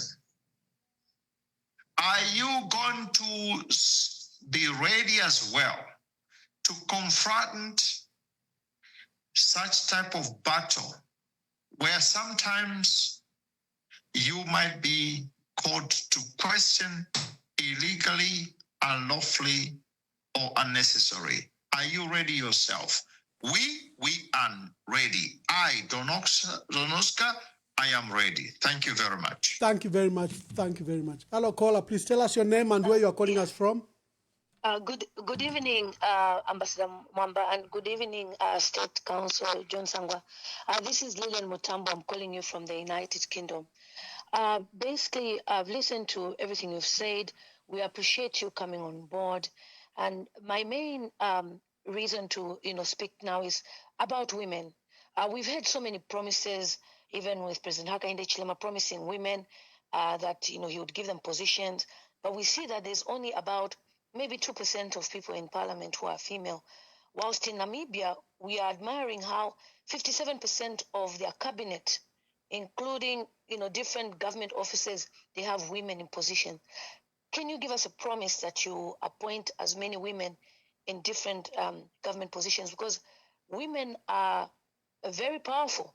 We are the leaders of you people. We know you are the ones who come in power, but then at the end of the day, you abandon us women. You use us as singing birds. After that, you only appoint only men. So what is your plan for the women and the youths? Thank you so much. Thank you very much. Caller, please tell us your name and where you are calling us from. Mrs. Munkonge, good evening. Mkwaiwa Munkonge, make your contributions. Ngai kushako wa State Council, ushe wa State Council. Kwena vantrama mpokerera fe bwino nombana mwana na problem tukwete ikulu. Shabwerera sana kuno mapantu istata tukwete ushe mwali wasana very powerful. Nishi palino istate tumwafuira kuba Patriotic Front. Uko bafwako kupoka ichirongano chabo pantu ninchi wokwe bati mutete mufirwe. Mwabafwako fe okupoka not the interest kwe bati yo mulefa mwe president. Mwabafwako fe pantu ninchi wokwe bati tete mufirwe okubapokera party yakaena in the favor of basata mwalishe basata mu bapitire bali ba governor bali pito mwingi sana basateka ne charo mwalimu nenefu bambiro kuturanga nomba cha mpamba bafwa nomba muri icho kwena tete muchiteko fe ona basata mwabapokera kofe party yabo then bali icho kwena kutina totera sana. Thank you very much. Thank you. Hello, caller. We have to revert to Honorable John Sangwa to answer some of the questions, but tell us your name and where you are calling us from. I'm Patricia and I'm calling you from Zambia. Yes, Patricia, make your contributions. Okay, so I just have a short question and good evening, State Council John Sangwa. I'm a very concerned citizen, especially when it comes to issues pertaining to Northwestern and the mining and how the government just allows plundering of the land there and people benefit nothing. And I want to ask, should we support you and you become president? What are you going to do for the people of Northwestern? Because those people suffer pollution, they are suffering displacement, They have gotten nothing from the UPND except lies and fake promises. And me, it breaks my heart to see what they go through every day because their life is kind of not secured. You could be displaced tomorrow if they discover God, and nobody cares where you would go. And so for me, it really matters to know who will become president, what are their policies, and what do they have in place for those people in Northwestern Province. Thank you. Thank you very much. Hello, caller. Please tell us your name and where you are calling us from. Okay, thank you. This is Tirimbike Zulu calling from Lusaka, Zambia. Yes, Mr. Tirimbike Zulu. To you both. Yes, please. Yeah, my question is regarding the Constitution, the amendments that have been proposed by the government and the technical committee that has been constituted. There's been an indication by some players to say if government proceeds with that process, the matter will be taken to court, just try to stop it from the courts. Now, looking at the way our courts are operating, should the court process fail to halt that process of constitutional amendment, what other avenues can we take as a country? Because I don't think the courts, the way they are operating, are able to stop that. We've had people who have cases there, bail pending appeal has been denied. I can refer to the matter of the Patriotic Front, which we believed would be concluded today. Just something else came up. So, in short, I don't think this process can be stopped through the court. So, Honorable Sangwa, as a constitutional lawyer yourself, how can you help Zambians, or what advice can you give Zambians to halt that process of constitutional amendment? Thank you. Thank you very much.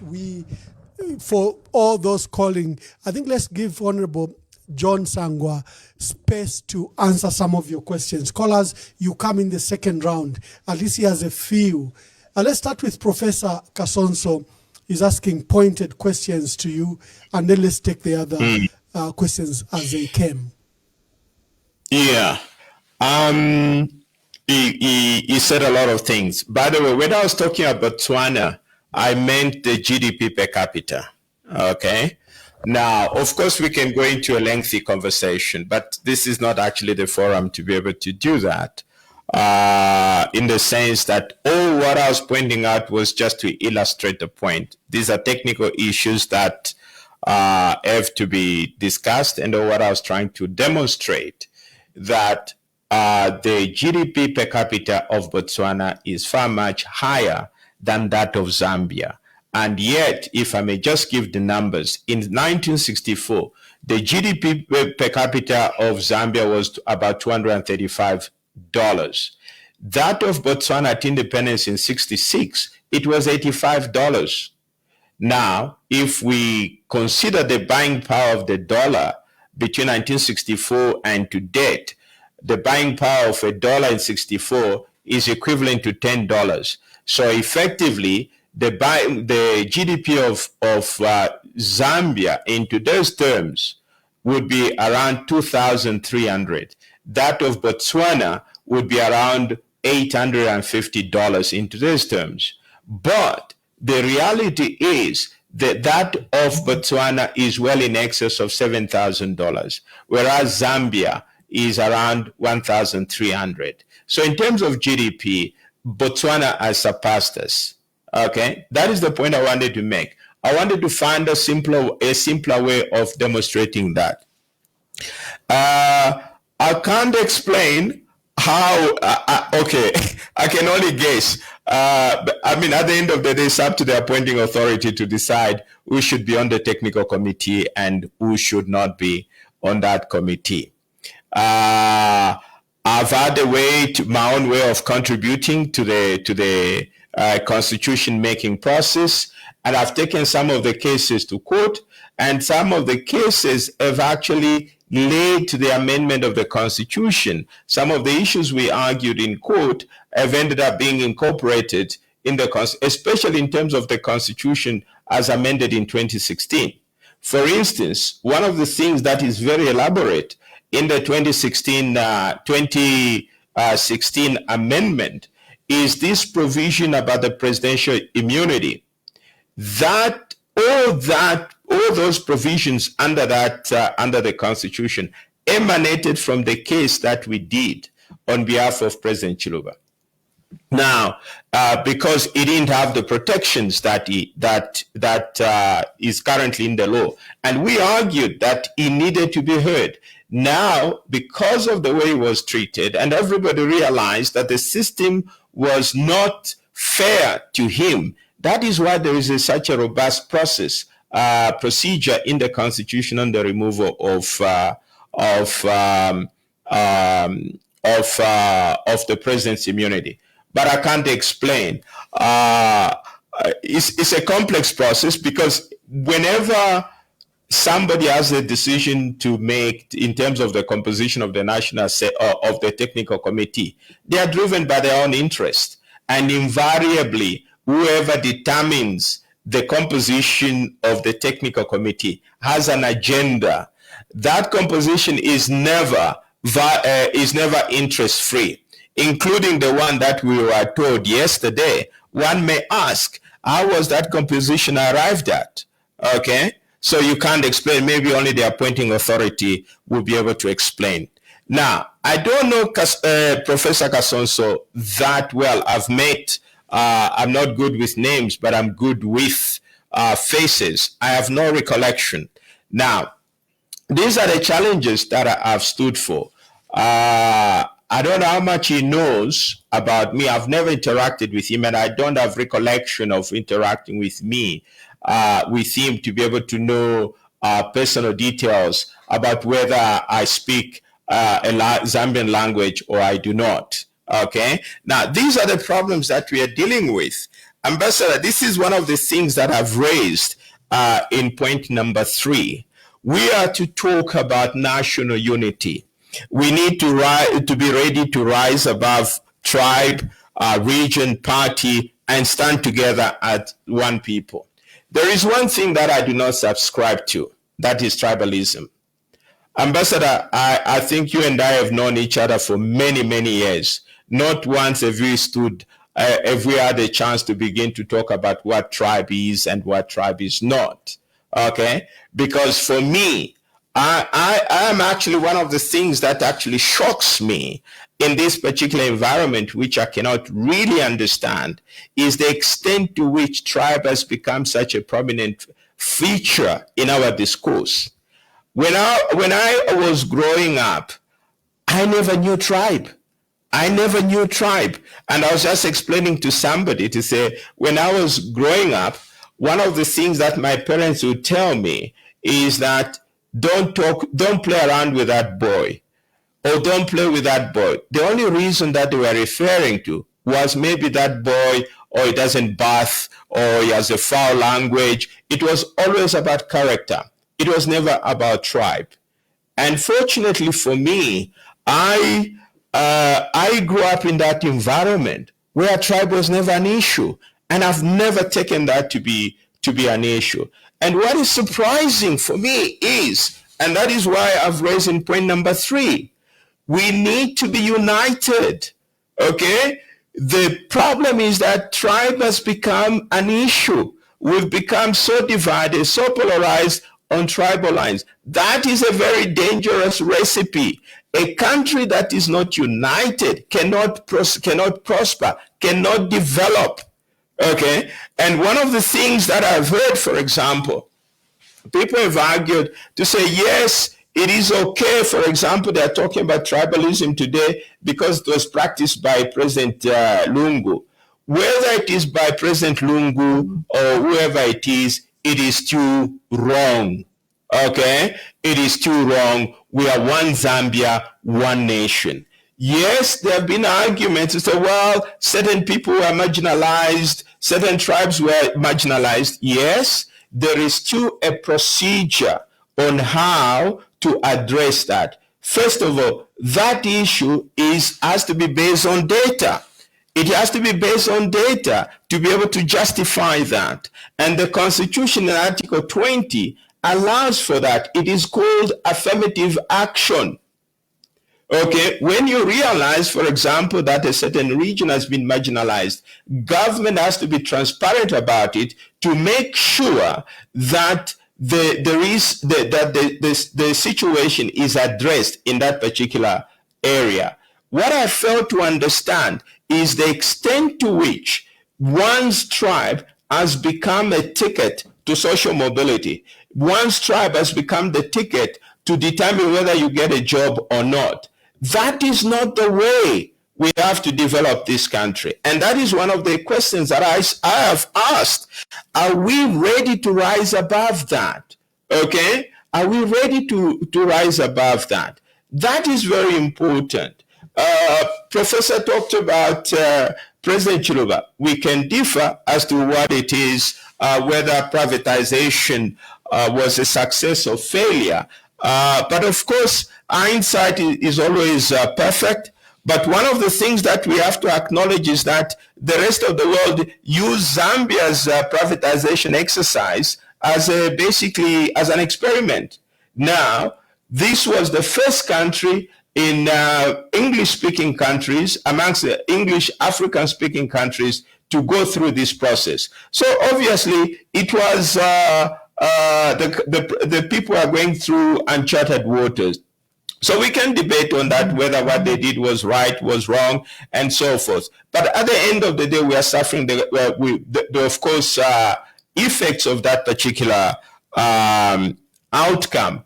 But I do believe there is a reason why I share the view that yes, he made some of the tough decisions, and some of the decisions, especially in the mining sector, that President Chiluba made are actually responsible for the mining boom that we have experienced, the way the mining industry has evolved. Some of the decisions that he made are critical and are credited for whatever is happening currently. We can go on debating, and I don't claim to be knowledgeable in all these things. But what is important is the country is where it is. It is in a state of crisis, okay? It is in a state of crisis. The population is increasing, and the economy is not growing in tandem with the population growth. That is the reality, and those are the issues that we need to confront. There was another caller talking about women. The issue is very simple. It is in the Constitution. I think it should be Article 259, that when it comes to appointments, the appointing authority should be sensitive to make sure that appointments are inclusive. It is as simple as that. And furthermore, the Bill of Rights is very clear that there are certain issues that are fundamental. You cannot discriminate on account of gender. You can't do that. Now, you are asking for assurances. I had a conversation with somebody who asked me the same question, and he said, you know what? We supported HH, and he said all the right things, but once in power, he forgot about the assurances that he gave. And I said, well, first, I'm not HH, okay?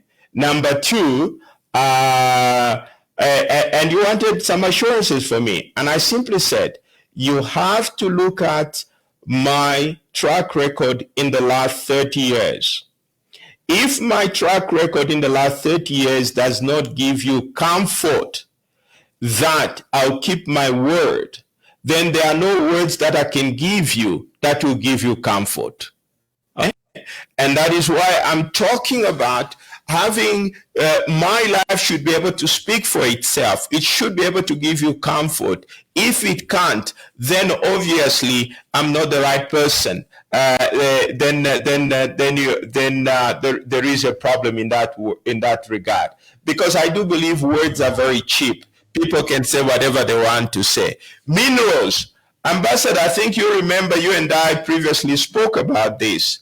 We did say that there is a provision in the Constitution which clearly states that in areas where minerals are being exploited, government must pass legislation to make sure that the people in that area benefit from those minerals. And the issue is very simple. All these things are in the Constitution.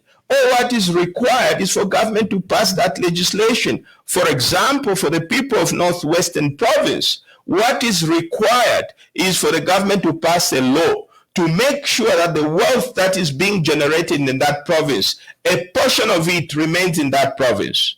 Okay? And this is very important to make sure that it is a win-win situation as far as the generation of wealth is concerned.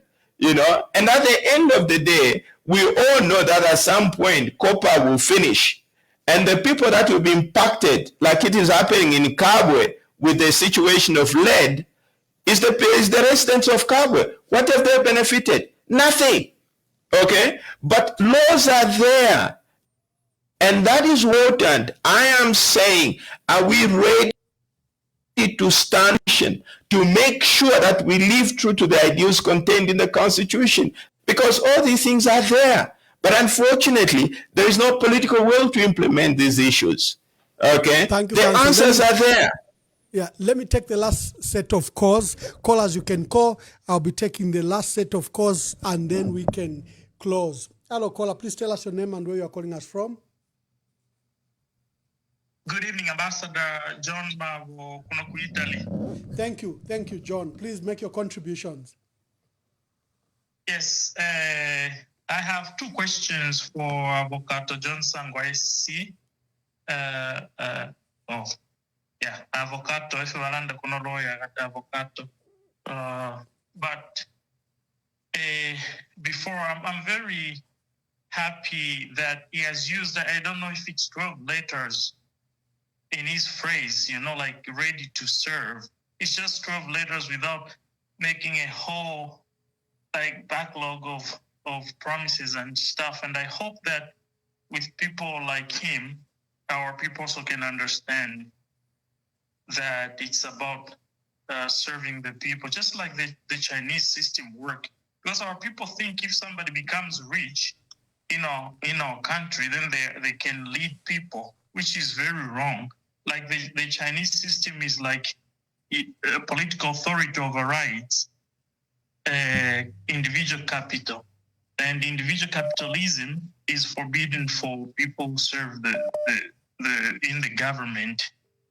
And I hope our people can have a different mindset, a mindset that is appreciated, like here, Avocado John Sangwa SC, where he just says ready to serve. But my questions to Council John, my questions are two. From a legal point of view,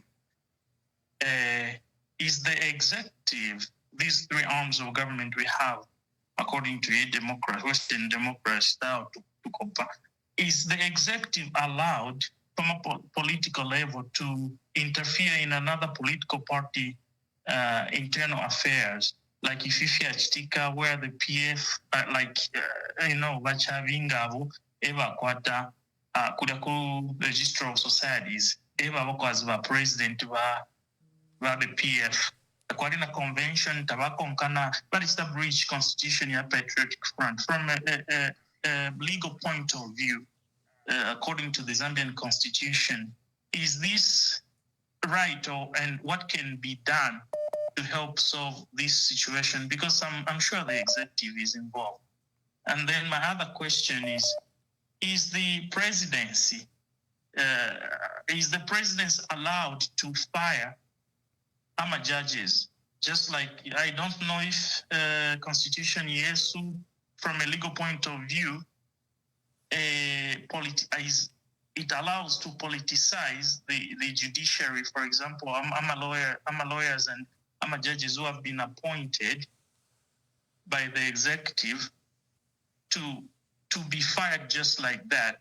Like I'm a technocrats and bureaucrats, are they allowed to be subjected to political shenanigans? These people who are like have self-interest, not the interest of the nation. If so, or if not, are there legal repercussions after maybe they leave power? Because it's very disrespectful to fire a judge, somebody who studied that long, has a lot of experience, and they've been working. They are more like high-level a civil servant. So I wanted to ask these questions about the legality of interfering in another political party, the internal affairs, and also the firing of judges who serve the judiciary at that level. Thank you, Ambassador. Thank you very much. Thank you. I've got this call. Linda Banks from the UK has written a message. Mr. Sangwa, you have consistently emphasized the need for integrity and accountability in public office.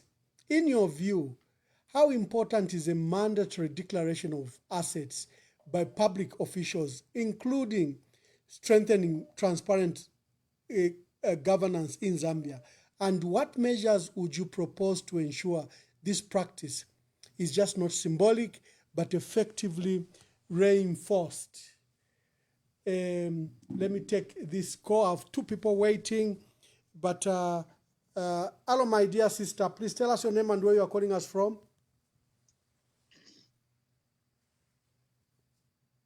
Yes, my name is I'm calling from California. Hello, Queen Pumi from California. Yes, make your contribution. Oh. Hello, please tell us your name and where you're calling us from. I think it's Queen Pumi. Yes, the line got cut. Thank you, Honorable Ambassador Mwamba. It's an honor to be here, be able to speak to our counsel, John Sangwa. We are proud of you, and thank you for the tremendous work that you're doing to form Mother Zambia. I wish there were more men like you. Our country will be different. But my question is, first of all, I love your approach, the way you have come out. I think it shows true leadership. You're not beating your chest to say, I'm the president, but you just come to say, I'm ready to serve. And I think everyone who means well in Zambia, this should be our attitude. We are ready to serve and not fight. 50 people all fighting to be president. So I give you hats off to you on that one. But my question is, God willing, you form government, you are the president. Are you willing to spearhead the removal of the immunity on the president? Because that is key. Removal of the immunity on the president so that if you, sir, you're involved in corruption while in office, we can prosecute you. And also, can you promise us that if you become president and your ministers are involved in corruption, you are not going to interfere in the judiciary and the law enforcement to bring to book the culprits like we are seeing today? Thank you. Thank you, Queen Pumi. Queen Pumi also runs a political party. Hello, caller. Please tell us your name and where you are calling us from. Hello. Is it me, Ambassador Mwamba? Yes. Please, caller, tell us your name and where you're calling us from. Yeah, thank you, Ambassador Mwamba. It's Patrick Chilufya from the UK. Yes, Patrick. State Council Sangwa, that was a fantastic presentation, as usual. And indeed, you are a true leader. And I think the nation needs your leadership. I think Zambia has been trying the same things all over and over again, and nothing has been working. And it's time to reset Zambia back to 1964 and start all over again. And Zambia needs a leader like you. I've just got few quick questions. I don't want to spend a lot of time. A lot of people are waiting to call. I just want you to comment about, one of the reasons I feel Zambia has never developed is we keep on recycling the same people. You look at Sylvia Masebo has been in all governments. And at one point, HH wrote to SATA, 2012, 2013, it's there in Lusaka Times, that he should fire Sylvia Masebo and Winter Kavimba because they were corrupt. Fast forward, HH appointed Sylvia Masebo as minister of a ministry that is a cash cow, Minister of Health. Fast forward, Silver Masewa. Fast forward, Winter Kavimba is a member of the alliance of the UPND. So what do you think about extractive institutions? Would they help? If you had to form government, would you bring people attentive? People who've been moving from one political party to another, just they know the system and they keep on extracting. That's the first question. And then the second one is our minerals. Zambia is so rich, Sangwa. A friend of mine summarized it in this way, that Zambia exemplifies scarcity in the presence, in the midst of plenty, and poverty in the midst of abundance. With our mineral resources, Basangwa, what would you do if we appoint you as a president? How are you going to make our minerals benefit Zambians? Because Zambians have never benefited. We can use that money for education. You saw how Hakainde did it, education, hospitals, everywhere. And also even diversification. We can only get money from the minerals. Botswana is doing it. Botswana has set up a $75 million per year. That money comes from De Beers as part of the agreement for diversification into energy, tourism, and agriculture. And then the third one, Sangwa, on corruption. What do you think about the systematic corruption in Zambia? And why is that if government after government we failed to eradicate this corruption? And then the next one, Sangwa, Queen Pumi, my sister, we fought together to remove Lungu and put this government that has made a U-turn against us. Asked a very good question about removing the immunity of the president. I don't think we need that. South Africa, we all know how that public protector managed to prosecute Zuma whilst in office. We've got a public protector in Zambia, or they used to call them investigator general. How come Mopani was given away just like that, and the public protector was quiet? What do you think about? Can you comment about the Mopani deal also? Then the debt restructuring. What do you think it was done? How would you do better? And then the last one is that's all. I think you're the right candidates to unite the nation. I rest my case. Thank you very much. Hello, caller. Please tell us your name and where you are calling us from. Hi, thank you very much, Ambassador Mwamba. It's Dr. David Kajila here in Canada, Ontario, to be specific. Yes, welcome, Dr. Kajila. Thank you very much. Please make your contributions. Thank you. State Council, it's such a pleasure to hear you come out and put your name forward to serve. I think this is one of the best things that has happened in this period. First of all, I want to say you are a breath of fresh air to the political scene in Zambia. And I just want to encourage you to stay the course despite all the things that may come your way. The people of Zambia, I'm sure, will protect you. Now, the comment I want to make is twofold. First of all, I like your approach of putting the constitution of the country as the foremost instrument that should be used in governing the country. I like that fact because the moment we start adulterating our constitution, then our country goes on a slippery slope. We lose direction, and anybody then comes in and just plays around with it like a soccer ball. We want that to change, so I like that approach. The second point that I wanted to make, and actually is a question, is regarding strengthening the institution. I've heard you say several times that you want to strengthen the institution of governance and also separation of powers. What will be the first steps once you take over government and on how you're actually going to effect that? Can you give us sort of a glimpse into that? And finally, I want to reiterate Patricia's comment about the Northwestern province, and in fact, not only Northwestern, but all over the country where minerals are being extracted. It's very, very important that the people be compensated, and I'm glad you've raised that point of doing that. Finally, the issue of the way parties are funded, I think you touched that on your 10-point questions to the country. The raising of funds, we don't want a situation where foreign entities sponsor parties so that when they come into power, they follow the agenda of those sponsors. We want indigenous, grassroots kind of funding.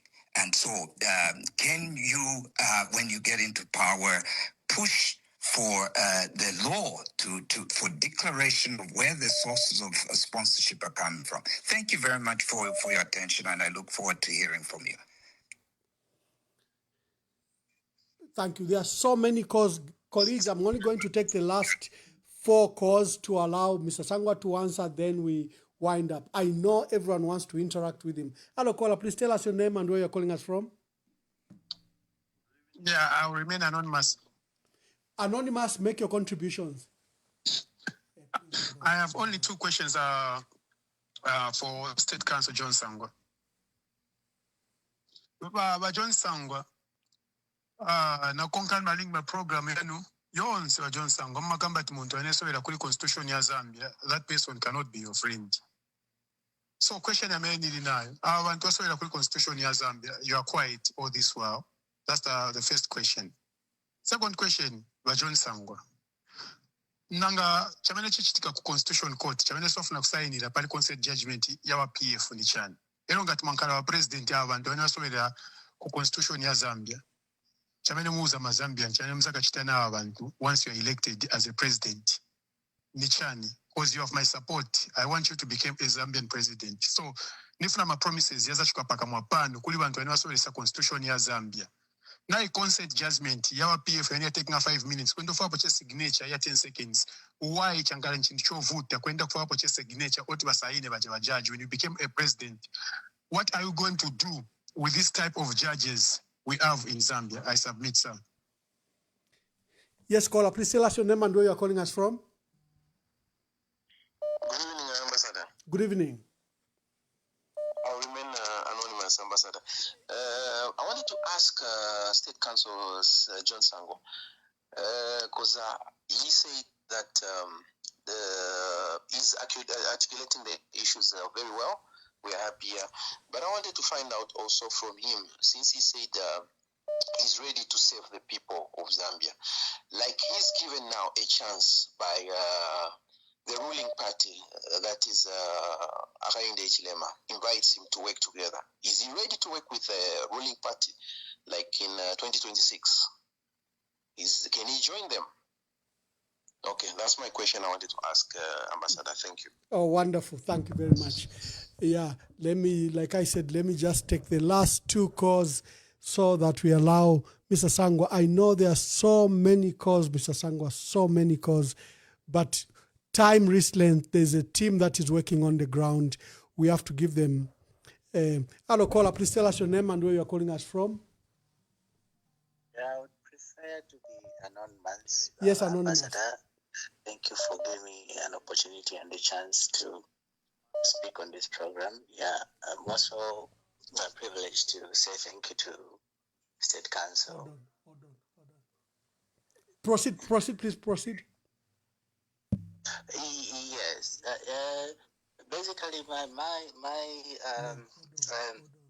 participation will be one. I would like to ask State Council, as it is, let's be honest and truthful to each other.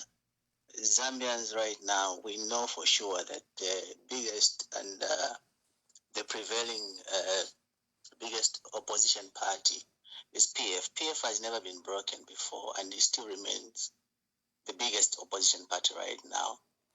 And the members of Patriotic Front, they have been together from the beginning, even after losing the elections. Yes, I am not saying no to the ambitions of State Council to lead, but my question is he also, can he also think of how is he going to look into the injustice that has happened to the Patriotic Front? Of course, he said he is not looking into forming another political party, meaning obviously he's ready to join any political party that can go with what he's able to offer. But I feel any meaning Zambian right now should look at the Patriotic Front because it remains the biggest political party in the opposition right now. Thank you, my brother. Thank you. Thank you very much. So is he willing, one, to fight for the injustice? Secondly, if is he willing to join the PF? That is my question to Thank you. Hello, caller. Please tell us your name and where you are calling us from. Good afternoon, or is it good evening, where you are, Ambassador. Thank you so much for this opportunity. My name is Robert. I'm calling from the UK, Manchester. And wow, what a powerful presentation by the State Council. I was paying attention and I kept on writing all the good points.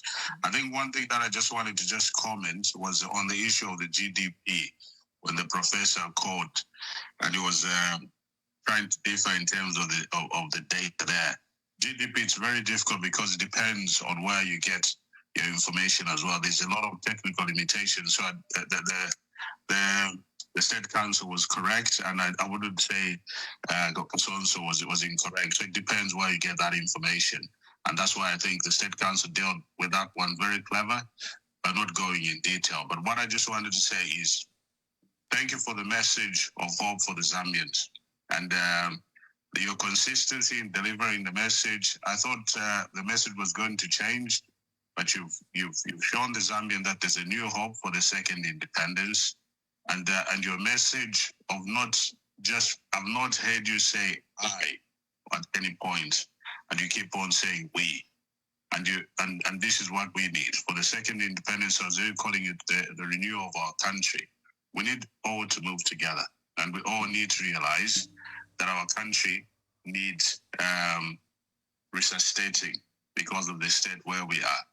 And we want to congratulate you and encourage you. It's going to be rough, it's going to be tough, but we are there for you, and we are willing to push this country to the next level and make sure that we can be independent again. Thank you so much, and may God truly bless you for answering the call. Thank you.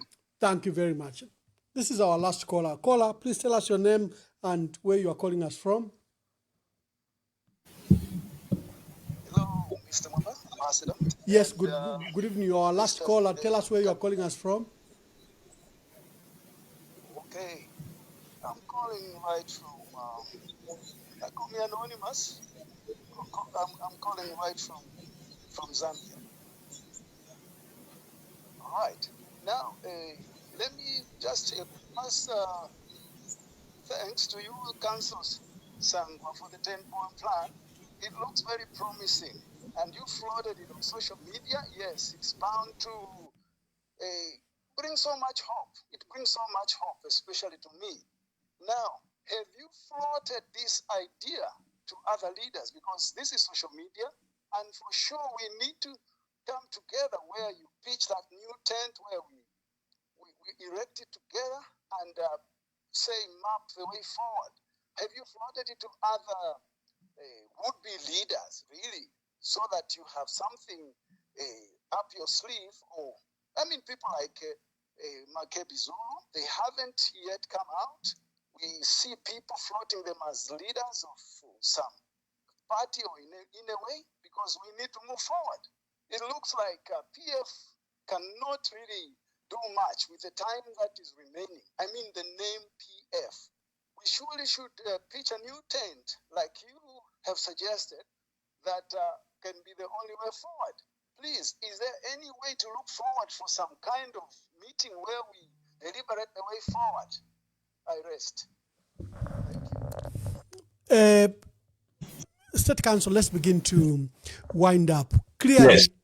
Yeah. yeah, you can Yeah, answer let the me just say questions, a but few. the issue of PF is preoccupied a lot of people, and they think that this has been an assault on democracy, and you can see the appeals literally on you to help on this matter, and then answer the other question. Then I call you to come and make your last remarks.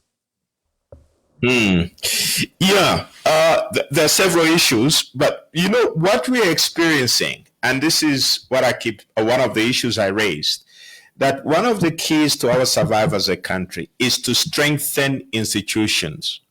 Okay, that includes the courts. We need to have faith and trust in our judiciary. Okay, right now, that trust is non-existent. And that is why we have all these challenges. Ordinarily, a matter of this nature, the judiciary should have given it a priority. Okay, so that this matter ought to have been given a priority on the top of the judge's calendar so that it is gotten away with and resolved. Okay, so that parties move on. Now, because of the delays, it has not been given priority, then there is always a problem. Now, the other point is this. Somebody asked me what I thought about the executive being involved in the interference with the PF. Ordinarily, that should not happen. An opposition political party is a necessary evil in any democracy.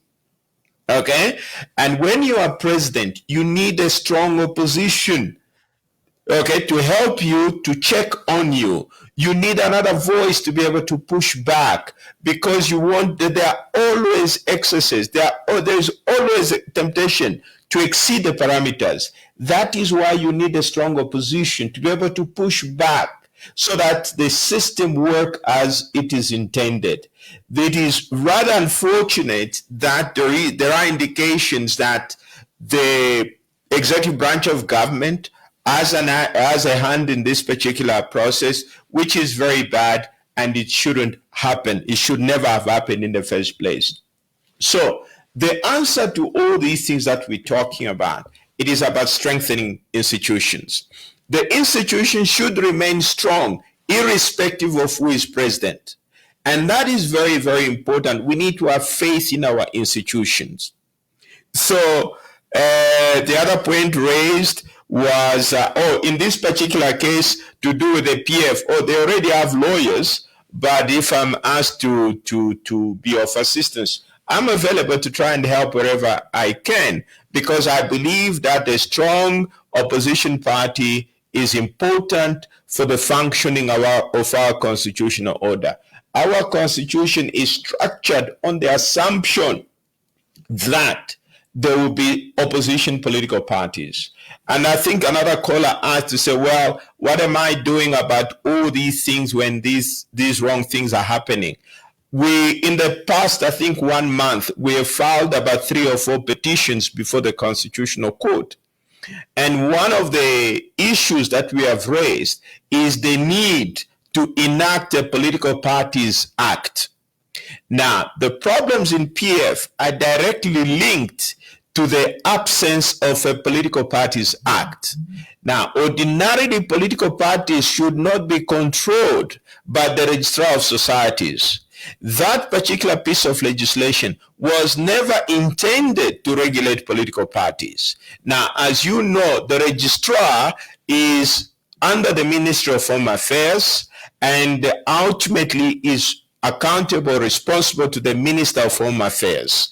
And the Minister of Home Affairs comes from the ruling party. So it is an arrangement that undermines democracy. And that should not be the case. And that's why we filed a petition where we are saying that there should be enactment of a Political Parties Act. Now, there is another point to do with the removal of immunity. The law is very clear. The law is very clear. If there is evidence that a former president got money, there is evidence. It is all dependent upon evidence. That evidence must be tabled before the National Assembly. It is not a matter of discretion on the part of whoever is president. It is mandatory. Once there is evidence of wrongdoing on the part of the former president, that evidence must be tabled before the National Assembly. And that process ought and must be actuated if there is evidence. It is not, removal of immunity is not supposed to be used as a tool to settle political scores. That's not what its objective is. It is to make sure that if somebody broke the law or the president profited, say for example, there is evidence that he looted from the public, he stole from the public, it is no brainer. The evidence ought to be presented before the National Assembly, and the National Assembly should be able to lift the immunity. Everything is about evidence. It is about evidence. I went through the process through which President Hichilema was prosecuted for 7 years. Allegations were made before any formal investigations were even made. At the end of the day, a lot of allegations were made which turned out not to be true. So that's not the purpose of removal of immunity. There has to be a genuine case to warrant removal of immunity. And if there is that evidence, the National Assembly should be able to remove the immunity to pave way for the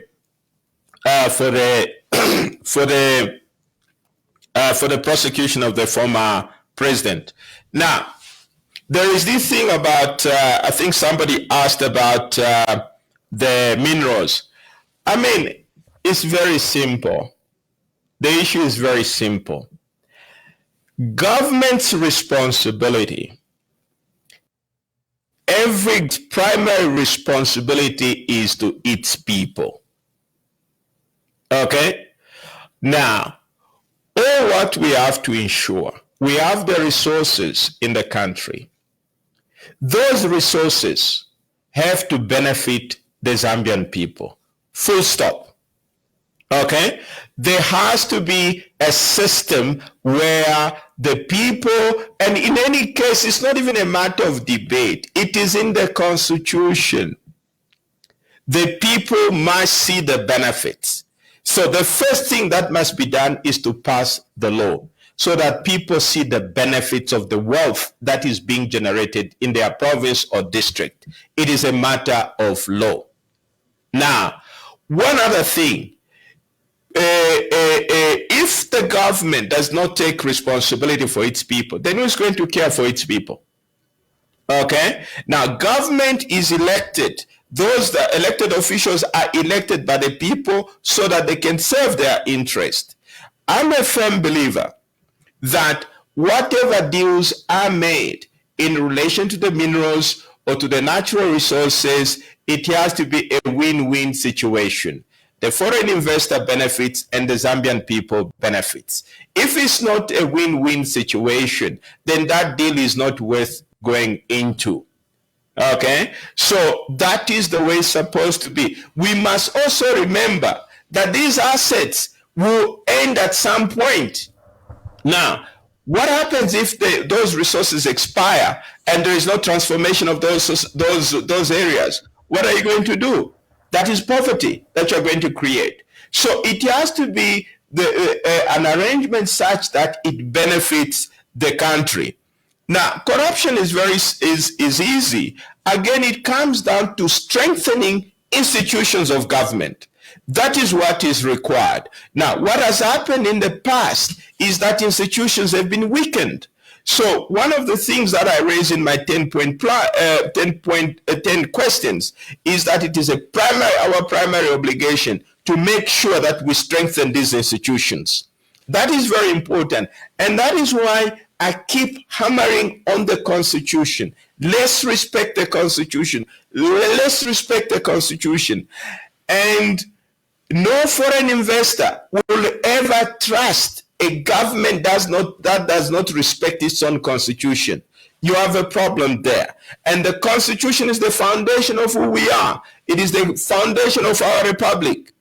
Now, somebody else raised the issue about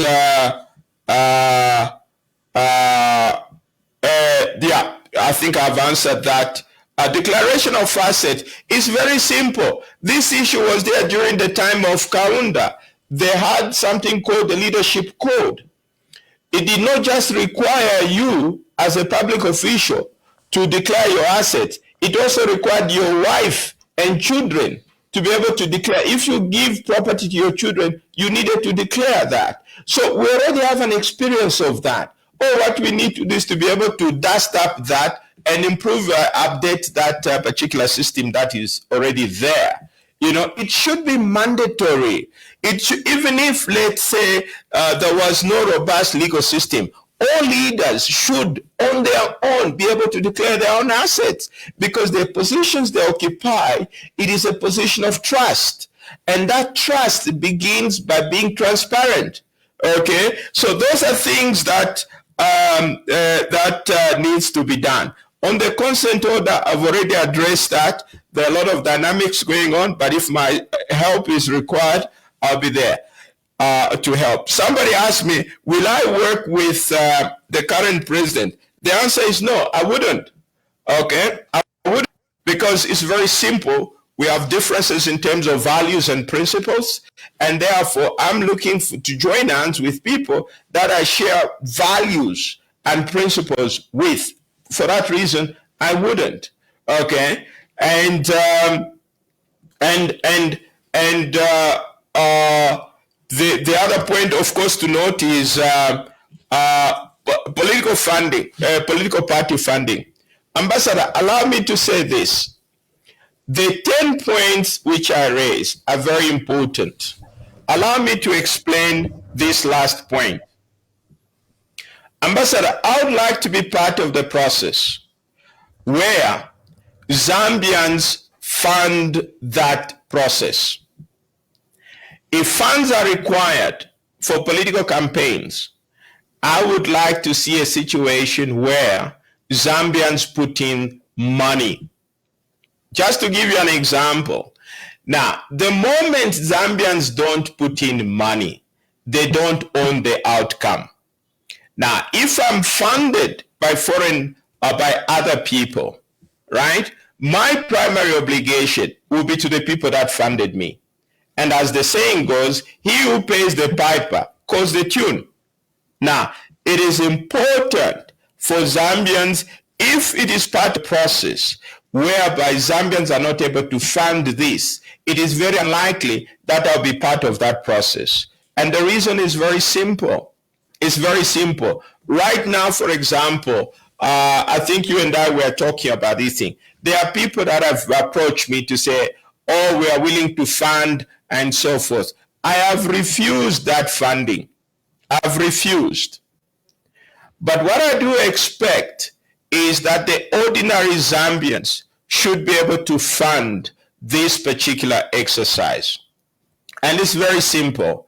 For instance, if one is expected to win an election, let's take a ballpark number to say ECZ is going to register, there will be, say, 10,000 voters, 10 million voters. And if we have an election turnout of, say, 70%, which means that there will be 7 million voters. And if you have to win the presidency, it means you should be able to receive about 3.5 million votes minimum. Ambassador, to raise money for the campaign, I should be able, at the minimum, to convince even 1 million Zambians to be able to contribute at least even 100 kwacha. If I can get 100, we can get 100 kwacha from 1 million Zambians. That is already 100 million kwacha. 100 million kwacha at today's exchange rate, that is $4 million. Now, I do believe if we cannot convince 1 million Zambian to donate 100 kwacha a month, or even for over a period of 2 to 3 months, then what it means that the entire experiment is not viable. And it is important for Zambians to fund this. Because when they do, they own that problem. I like your unique approach. Everyone is looking Yes, for one big Ambassador. funder, one big donor from abroad, No, from they will the own minds, you. from the business community. You are saying No. Zambians must fund it. That's revolutionary in itself. Ambassador, 100 kwacha a month. If I can convince Zambians to donate 100 kwacha a month, then the entire process is a non-starter. Now, the reason for that is to be able to get Zambians to begin to believe in themselves that we can do this. Okay? We have this mentality where we think only foreign money can develop this country. We have to start by funding our own election. Okay? And I will also put my 100 kwacha there. Not more than that. If I told the limit is 100 kwacha, I will also put my 100 kwacha there, because we have a shared interest in the process. Okay? And we have to make equal investment. Now, the danger of getting money from unknown sources is that they'll capture you before you even start. And when you get into office, you'll be working for them as opposed to working for the Zambian people. So Zambians have a choice to make. Okay, do they want to control their own destiny or not? There is no way you can control a government that you did not fund. So to succeed in that, we need to change the way we fund our political experiment. That is the way we have to look at these issues. We can't continue doing the same thing and expecting a different outcome. We have to try something new. That is what I'm advocating for, and that is what I'd like to see. I like the proposal on funding, yes. this proposal of and I'm looking forward to receiving your 100 I want to kwacha. invite you to make your last remarks. And as you make your last remarks, do you have an office? Have you set up a center? Where can people reach you? Because you have these questions you've thrown to them, and they're asking, how can we answer this question? Someone said, is it just on social media? Is there an office they can come to, or those matters will come later? So give me your last remarks, and please answer where they can find you. Thank you. Ambassador, I've just thrown this challenge to the Zambians. Okay, depending upon the response, then the necessary infrastructure will be put in place. Okay, right now, obviously, we're able to access whatever information and feedback that is coming out on social media, and as we go ahead, we'll be able to set up the necessary infrastructure that is required. Like I said, you can't set up a tent unless you know it's coming into the tent. The same thing with these offices, unless you know for sure or for certain that something is going to materialize, then it becomes pointless. Now, my final comments are these, Ambassador. First of all, thank you for giving me this opportunity. And I just want to say that I'm a firm believer in the Constitution. That is my commitment. I have lost friends over that, and I do not apologize for that. I get to sleep comfortably on that, because I do believe that once we destroy the Constitution, we destroy ourselves. There is nothing that will be predictable in the absence of a strong Constitution. Somebody asked me, if I may just answer this particular question, what is it that I'm likely to do, given that rare privilege to be of service to this country? The first thing, the first order of business is simply to respect the Constitution. That is, it begins and ends there, to respect the Constitution and not to interfere in the functions of the other institutions. Allow other institutions to operate as they ought to be. One, to ensure that the executive branch is fully aware of its boundaries, not to exceed those boundaries. The Parliament or the National Assembly also remains within its boundaries. The judiciary also remains within its boundaries, so that there is no interference. We have to respect the letter and spirit of the Constitution. Now, let me end by saying that I don't claim to have all the answers, okay? But I do believe collectively, together as Zambians, we can transform this country. Okay, that responsibility is not that of one man, it is our collective. In fact, our working together to transform this country is not a favor to this country. It is our duty as citizens. Each and every one of us should be able to roll our sleeves and be of service to this country. We have a choice. Okay, either we continue on the same train, on the same path, stop pretending that we are transforming this country when we are not, or embark on a serious transformation of Zambia, and that will require sacrifice, and those sacrifices have to be shared. Once sacrifices are shared, the burden is lighter, and we can achieve so much together than if one was to do it alone. Thank you very much, Ambassador. Thank you very much. John Sangwa, ready to serve. You heard his thoughts, you heard his articulation on the matters, and you heard his point of view, and he's calling on you to serve with him. It's about service and sacrifice for our country. Mr. Sangwa, I would like to thank you, and great opportunity that you gave this platform an opportunity to come and air your views. God bless you. God bless you in your endeavors, and we wish you well and goodwill, and we can only hope that Zambians will buy into your idea. To our dear viewers, the phones are still ringing. I'm so sorry that we could only take a number of calls, but you still can go there on whatever thread and make your contributions. We have other guests lined up in the week. We have Dr. Griff Chelwa. He returns on Sunday, and we are reviewing the national budget and the way forward. This is the UPND's last budget. Is there anything that can change? Dr. Griff Chelwa, a renowned economist and a professor who's serving the United Arab Emirates, returns on Sunday. For the other leaders that we invite, we'll let you know. Today, we were featuring renowned lawyer and constitutional lawyer, John Sangwa. And his 10 questions to you, the viewers. Will you join him, and will you answer those questions? He has answered the call to save. Will you answer that call to join him and save? God bless you, and shalom, shalom. Anglo holds 85% stake in DBS, and Botswana, the government of the Republic of Botswana, holds 15%. We are resolute now, and we've communicated a firm intention to increase our stake in DBS to a controlling stake that is upwards of 50%. Would you go higher than that? Would you consider taking it over? Yes, we'll go higher. Why? But because we want to have effective control of the industry. We want our voice to be heard. It's a matter of economic sovereignty for Botswana. It is absolutely imperative for Botswana at this point, particularly, to take a more active role and increase its stake. Where do you get the funds from, though?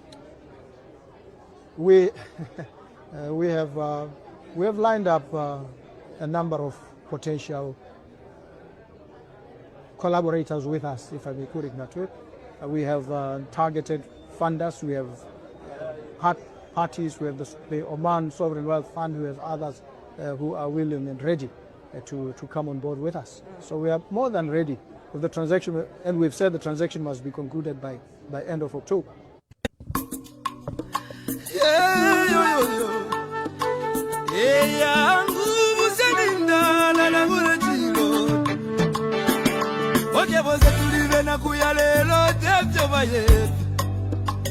Amitapendwa ya vintu ifisume vyoto kula kuivukisha Kanate potimo Wimbo watemenu wakatongi Awazunga watita katongi Nakula kuivukisha kateka Kaibuku muna kapona Neseko siove pamenso Yangu ama umebaya Kiyaba maume Iya mama ume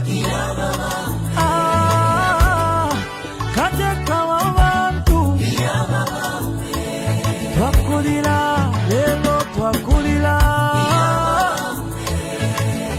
Shika kukonke milimo shove